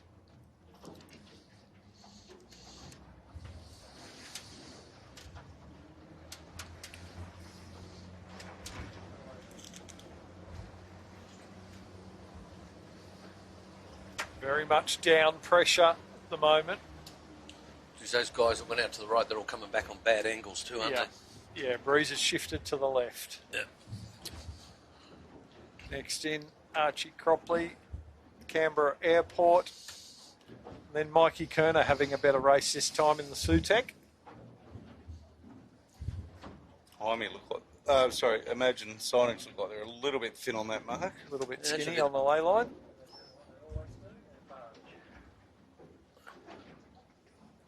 Managed to sneak around inside Botany Access.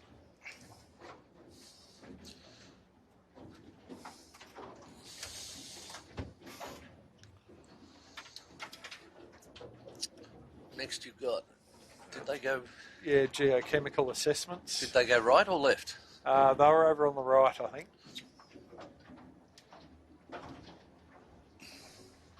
Along with Imey, who are a going to be our next around, but they've just underlaid this mark by a touch. They've got to tack again.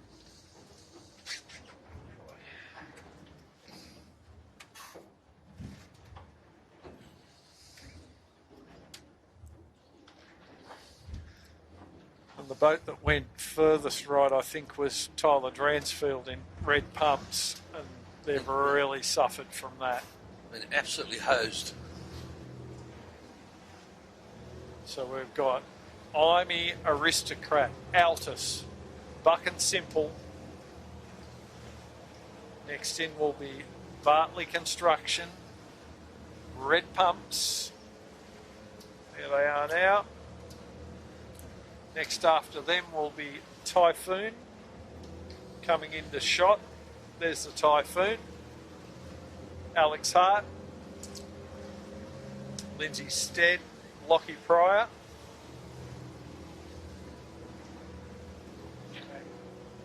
There's the Shebang. And King. And followed by Red Concrete. And next after them will be very closely followed by the Queens of Buckingham.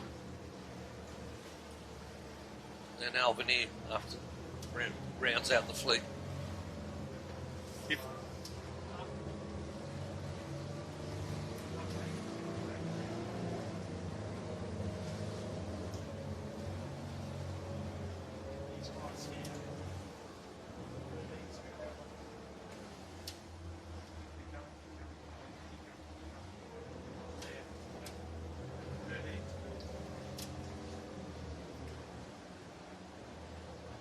So it's Imagine signage you're looking at there, currently in probably about 6th position.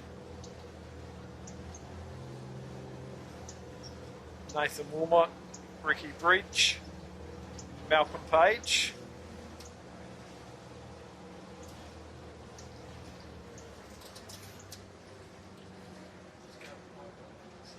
Geochemical assessments.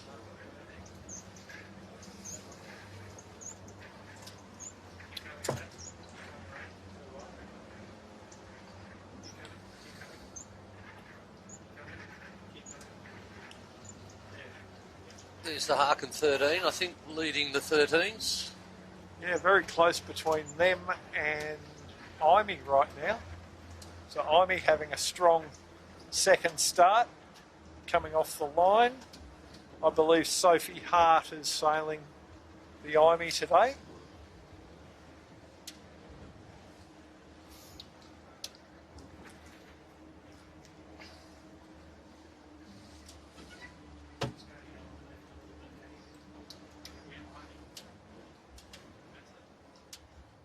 So there they are. There's Harkin narrowly in front of Imey.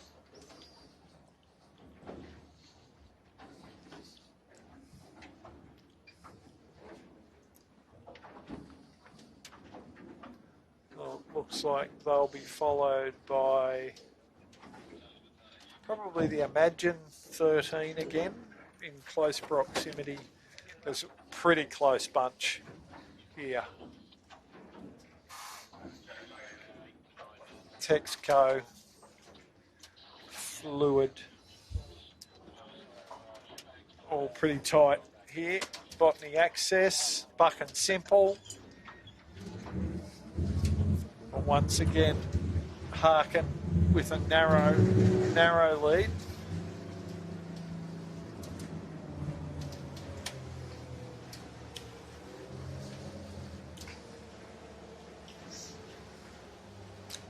Very congested just here at the moment. 13s and 16s crossing each other. Red Concrete on screen to windward of the Typhoon.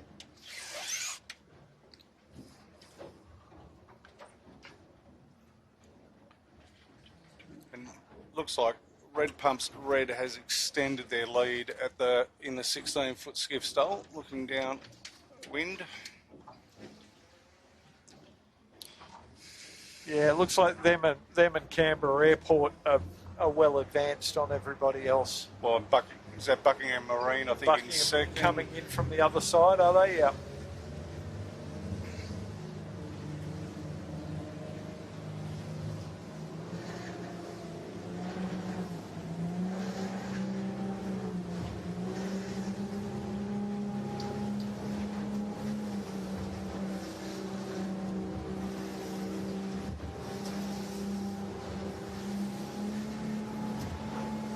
quite tricky to see.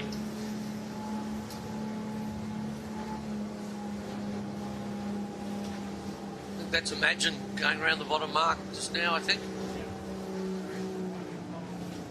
So, Imagine, Imey and Aristocrat taking the left turn. Geochemical Assessments is taking the right turn behind Modern Concept Constructions and Sutec.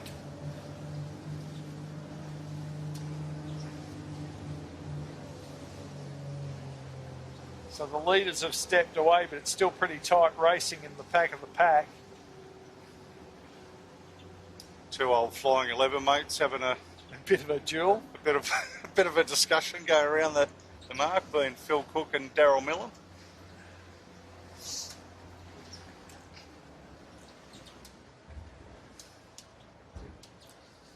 Left turn behind Buck and Simple, we've got Bartley Construction and Red Pumps, Tyler Dransfield.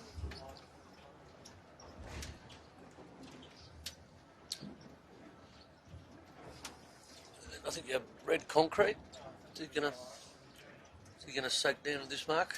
Yeah, they'll be next in. They might, what are they going to do? Yeah, straight drop and left-hand turn for James Downey with Seb and George.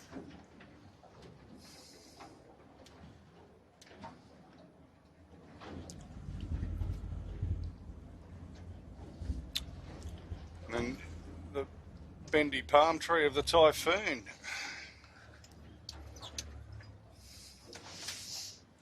It's a shame you're not out there today, Ed. I reckon this is your kind of day. Smarter than that, doll. You love this light, shifty stuff. It's my forte, always was. Yeah.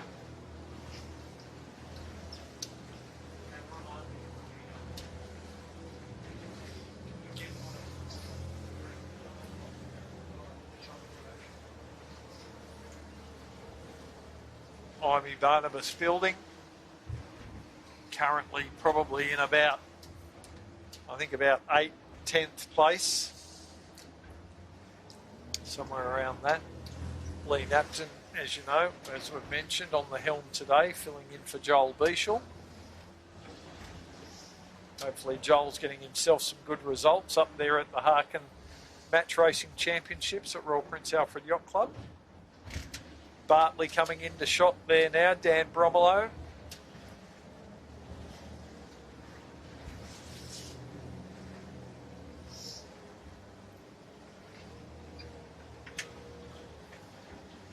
Having a pretty good day today, Dan. Well, they are one of the lighter crews. You'd expect them to maybe come through a little bit more.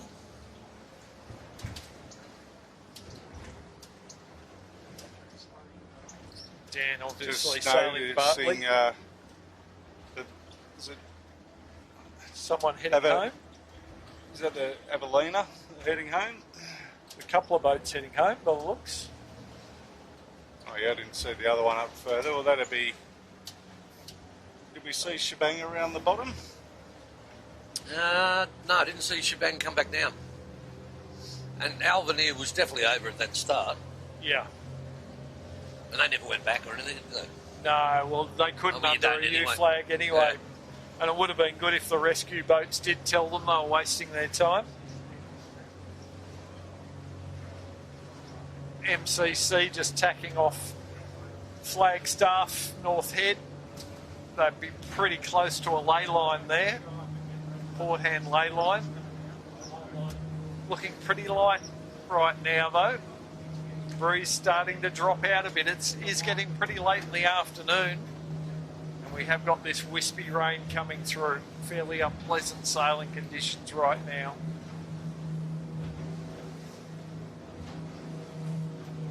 There's the 13s charging on. Just out of shot, the Harkin has got a commanding lead in the 13s. From Imey, and then one of the botanies.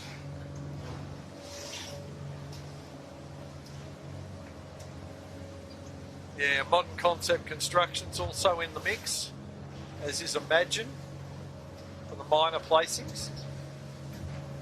13-foot skiffs.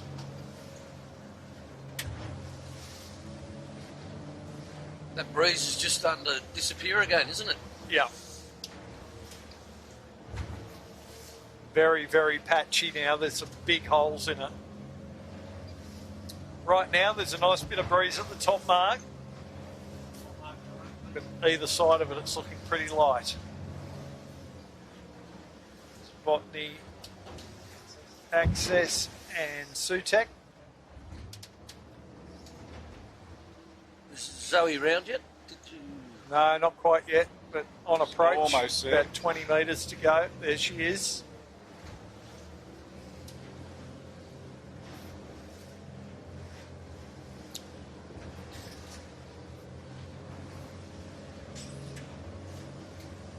Around they go. Zoe Dransfield, Hugh Stoddart and Jamie Stoddart in the bow. Lovely set from the boys. Dan Turner in close proximity giving chase. Buckingham Marine around the mark, top of screen there now and choosing to jibe set. Red Pumps has jibed to Cover them off. Yep. Let's see what the Canberra guys do. Canberra Airport around now. They're going to set. Yes, they are.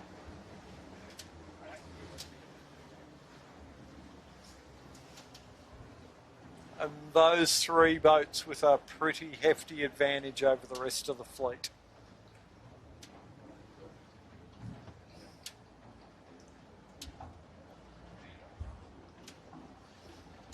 Probably going to be a good minute and a half, if not more, back to fourth place. It's a big break, So isn't it? those three boats have really stepped out.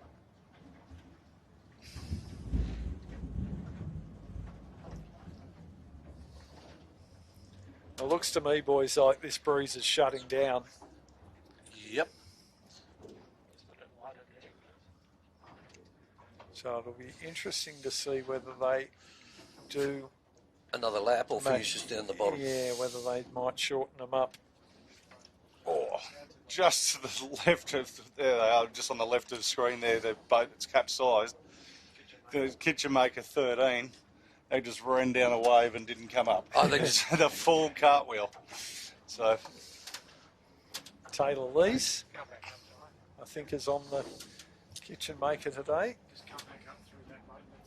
I think the reason why particularly Red Pump's red jibe, just looking at their trajectory down to the bottom. They're aiming at the bottom mark. They're basically aiming at the bottom mark. The breeze has swung. That's why all these guys are reaching in. Yeah. But it's swung and dying. It's a problem. We're just going around the top mark now. We've got Imagine, MCC, IME, Botany, Sutek and Simple. Very close proximity for the minor placings after third. So sort of fourth through to 10th, very close racing. So it's follow the leader, really.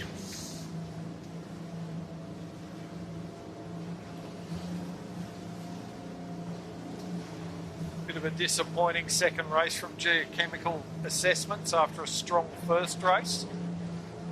Got themselves a bit lost in this second one.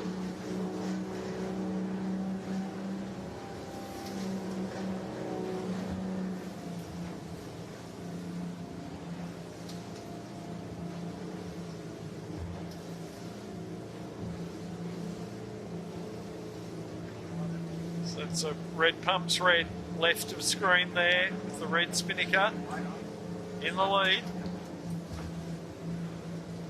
But Daniel Turner still staying in touch.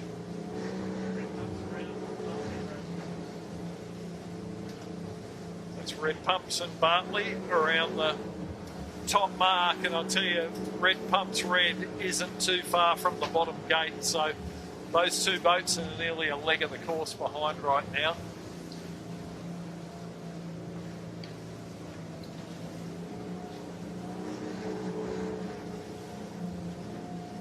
Geochemical assessments that I mentioned just before, not having as stellar race as they did in the first one. They had a fantastic first race. But super tricky at the bottom of the course where we are right now. We'll bring these pictures to you in a moment. There we are. So down the bottom end of the course, viewers, it's gone very, very soft.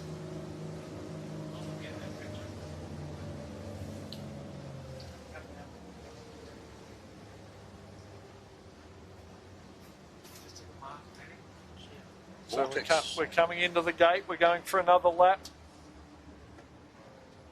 In all fairness, though, that would have been a one-lapper for the 13s if they had have shortened that up. So, a bit unfair on some of the kids if they had a bit of a... They're on the wrong side of that shift on the first one. That's for sure. At least this gives them a chance for redemption.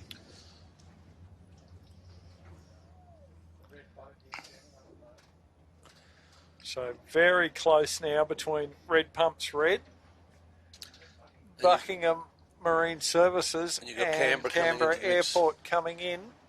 With Boy Room on Buckingham. And a very late drop. Plenty of work here to do on the Canberra Airport to get that spinnaker away.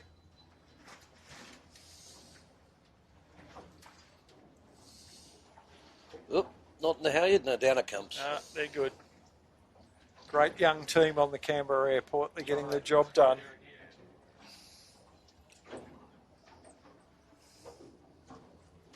But super close between our top three. Very close racing for the top three.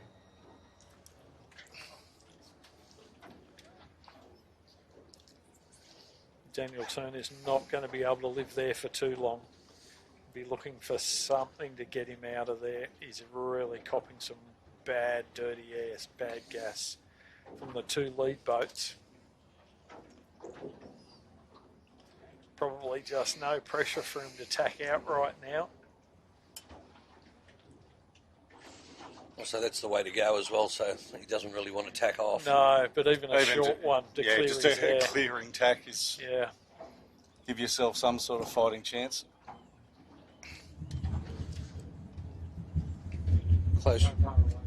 Close rounding here between the 313s. Yeah, Red Pumps, Botany Scaffold and Texaco, closely followed by Bigfoot Sailing, while Fluid takes the right-hand turn out the other side. And then closing in, we've got our next 16s to come in. So we've had quite a gap between that top three, and it looks like next in it's going to be very close between Botany Access, Modern Concept Constructions and Imagine Signage. So Botany will narrowly get the left hand done just before Modern Concept.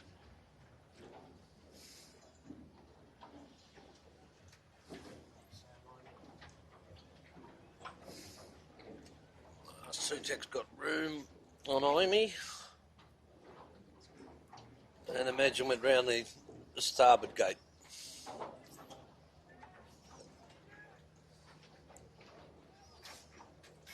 I was just trying to make out we're a little bit far away. I'm not sure if that is Spencer Mackay or Kurt Hansen sailing on Modern Concept. We do have, I think, Spencer on our crew list, but not quite sure. I think that's who Chris was saying during the week that he was going with this week. Okay, yeah. Apparently, Kurt, with his other commitments, had put on a few too many kgs looking at the forecast. Okay. There's not much to him. No, there's not much to him, that's for sure. So, meanwhile, Red Pumps has taken the right turn, as has Bartley, and now you're looking at Alex Hart in Typhoon, just getting around in front of Geochemical Assessment. So, good little gain for Geochemical on that run because they were pretty deep at the top of that beat. But now they've got the kite stuck up the mast, so not a good... There they go. They're about to get it down now. And Aristocrat's going to slide inside them. Say thank you very much.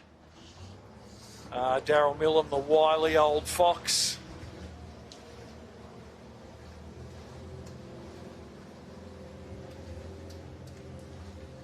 goes.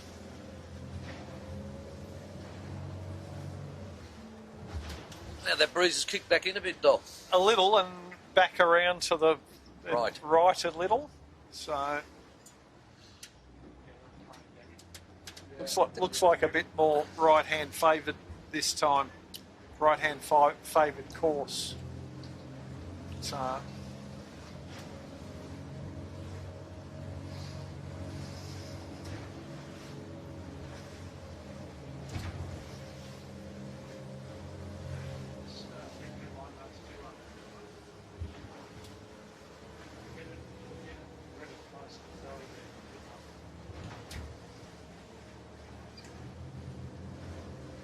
okay, so that's looking from Red Pumps Red down to Buckingham Marine Services. So that's our first and second right now.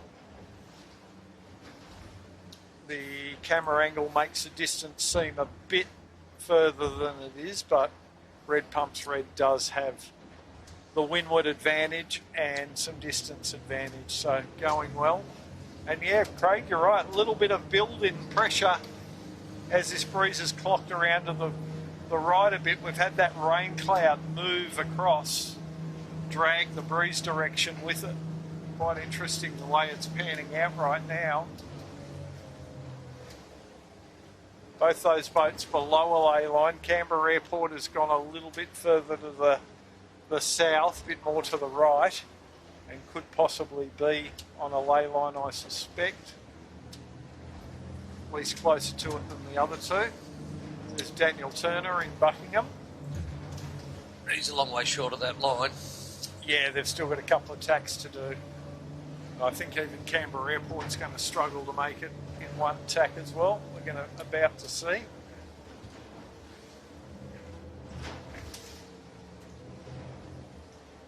No. Yeah.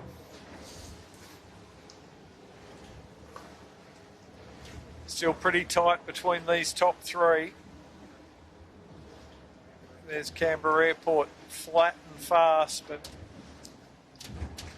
they're looking to make a gain on the lead two boats, and Buckingham Marine on port should cross. Hang on to that second place. Canberra Airport certainly closing the gap down. He certainly is. He's sort of halved that distance, hasn't he?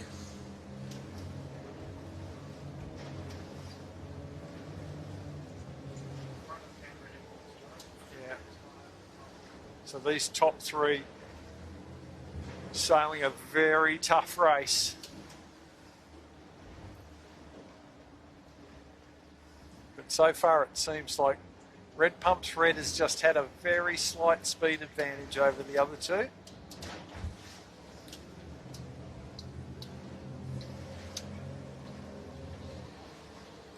Good aerial shot there. I think Ruffy might be a little bit short on that lay again. Again, yeah. He's got some pressure coming though, which should allow him to drive up a little. Zoe definitely laying the mark easily. Whereas Archie will still have a couple of tacks to do, I think, to get up to this top mark. I think Buckingham's might get there. He's got a bit of a right-handy there. Yeah. He's got the 13. Oh, no. Just slam one right in front of him. Oh, no.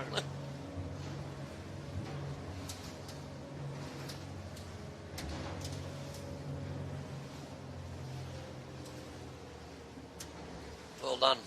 It's Beau Dransfield and David Tolk having just to bide their time for a little bit till the 16 got over them so they could bang a little tack in, clear this mark. Swing it down, Dave. Get it flat. That's the way. Good job, boys.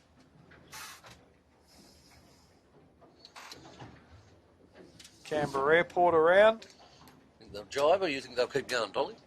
Looks like a straight set. Looks a bit soft up in front with the red spinnaker, where Zoe is. Just a bit of bow up. There's the three leaders in the 16s, right to left.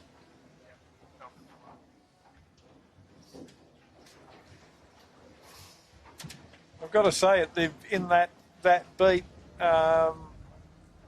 Modern Concept Constructions and IME Barnabas Building made a good gain. They've closed in some distance on that lead 3. So it was quite a time differential at the bottom of the course, and they've certainly shut some of that time down. MCC around. Just for the 13 viewers, the Harkin is absolutely launched and crossing the finish line as we speak, so they're way off in the distance of that shot. Streeted the field. Yeah. Yeah.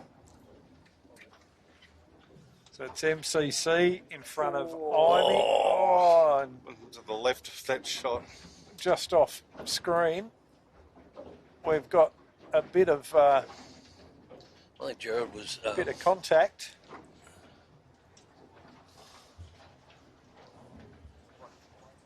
Botany going to do some turns there? Well, they did hit the mark. And they hit Nathan as well. So. Oh, yeah, Simo swim. Yeah, I think Botany Access is doing some turns there. He's got to do a 360. See that, Dolly? Yeah, Mikey Kerner just did a nice little save in the Sutek to keep clear of a 13.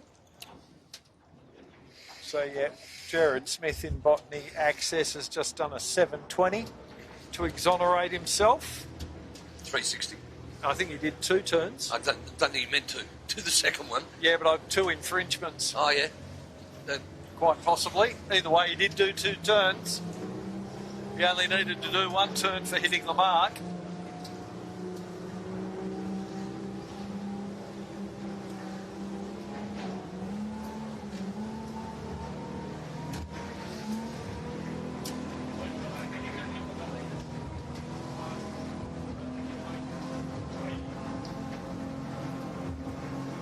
Just going to try and make our way back down the course and catch the leaders. It's a bit of a white knuckle ride for us on the camera cam right now.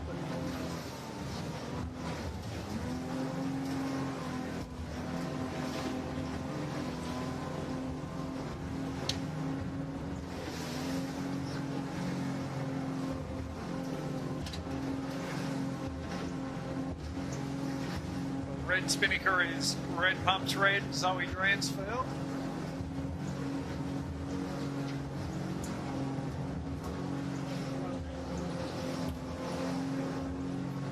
And she will take the win from Buckingham Marine Services, Daniel Turner.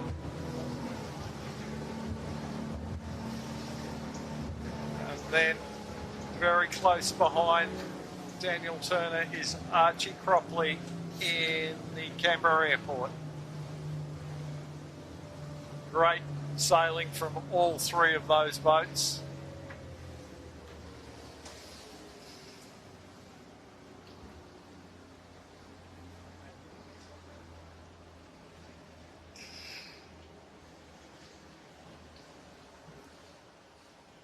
And that should see Red Pumps Red move into a slightly better position in the club championship point score.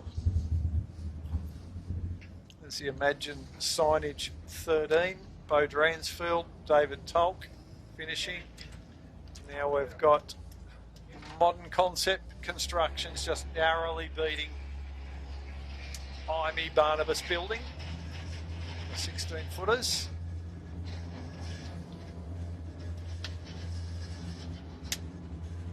Little spike in pressure here. Breeze around a little bit more in the south-southeast direction and increased in pressure. They're all coming down hot, aren't they? Yeah. Modern Concept Constructions 13 on a bit of a send down a wave there. Narrowly in front of Buckingham Marine 13. Imagine signage, Nathan Wilmot in front of Michael Kerner in Sutek. Jared Smith, Botany Access. And the other Red Pumps? Tyler Dransfield in Red Pumps. Bit of a gain there because they were a little bit further back early on in the race. Oh, I don't think they gained that much, though. Oh, they were a long way back on that first beat. Definitely won't help their club championship No. results. They're already out the back door. Dan Bromelo, Bartley Construction. Alex Hart in Typhoon. There they are.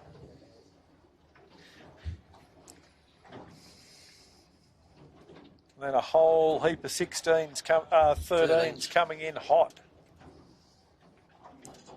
It's Cadence and Co with the light blue spinnaker. Along with Red Pumps, Botany Access, Bigfoot and Diveco. Philip Cook coming in on port. Did you get past him? Yeah. Yeah.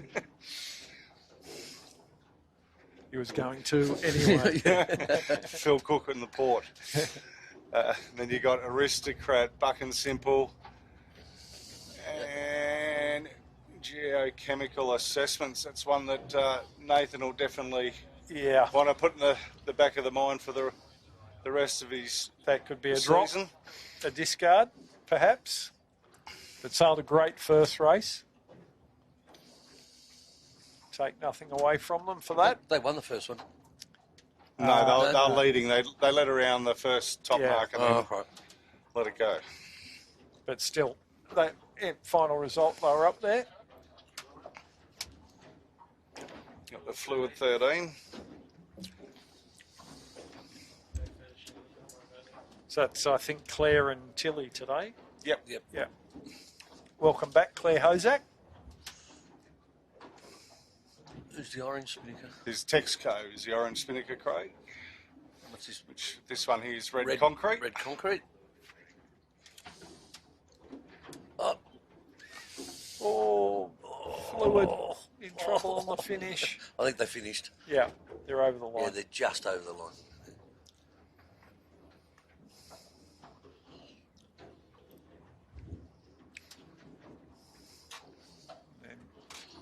Well, that's pretty good. They've all come down with breeze. Text goes through, and here comes Red Concrete with James, Seb, and George. Good job, boys.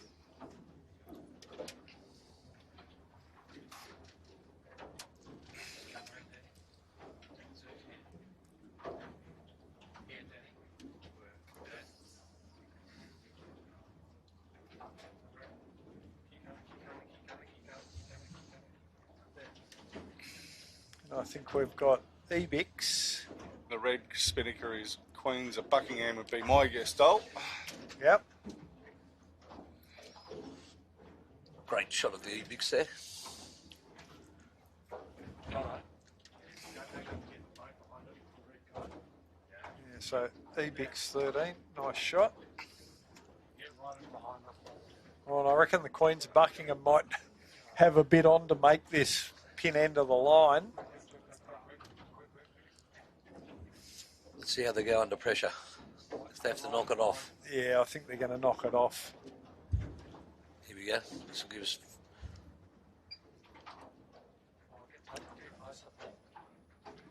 Oh no, They've changed their mind. changed their mind, I think. No, they're still pulling it around. They need to commit. Meanwhile, Nozomi is coming in hot.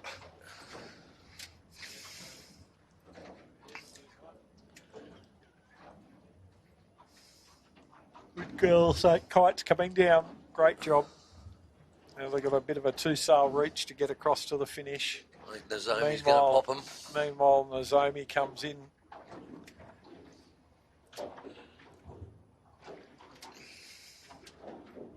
On a flyer. Oh, it's a girl passing another girl, isn't it? Yep, female helm on Nozomi. Eliza Kirby. Yep.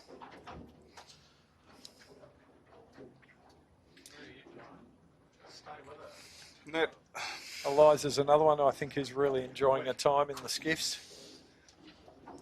Queens of Buckingham still having a bit of trouble with that spinnaker. They're nearly there. They're nearly at the finish too. Yeah, Actually, there they finish go. got it. They're over. Right. Well done. At least they finished. Finished both Well, races. With the Queens of Buckingham crossing the finish line, there's only a couple more 13s that are trying to keep up and get down to the finish. So As soon as we're on the overtime, you're happy to sign off on the overtime on behalf of the club, Craig? Certainly. Thanks, mate. So thanks everyone for tuning in. And thanks obviously to Craig and for jumping in. Best of luck over at the Kings Cup, mate. We'll be checking the results. And Dole, thanks as always.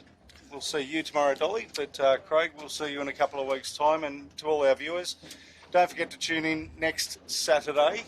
We'll be live streaming heats 4 and 5 potentially of the state titles. Definitely we'll be live streaming something down there. So make sure you tune in. Tell your friends, tell your neighbours, tell your neighbours' dogs to watch. Yeah, check the times. I think we go live about 1 o'clock. Yeah, a bit before so 1. A little bit earlier than normal, so just check the times. But yeah, look forward to another big weekend of racing. And thanks to all the crew on board here. Definitely testing and trying days. I told you it would be testing and trying, Dole. I didn't say it was going to be for the sailors, it was for us. All of us. So, but no, thanks very much everyone for tuning in, and this has been a Sail Media production for the Manly 16ft Skiff Club.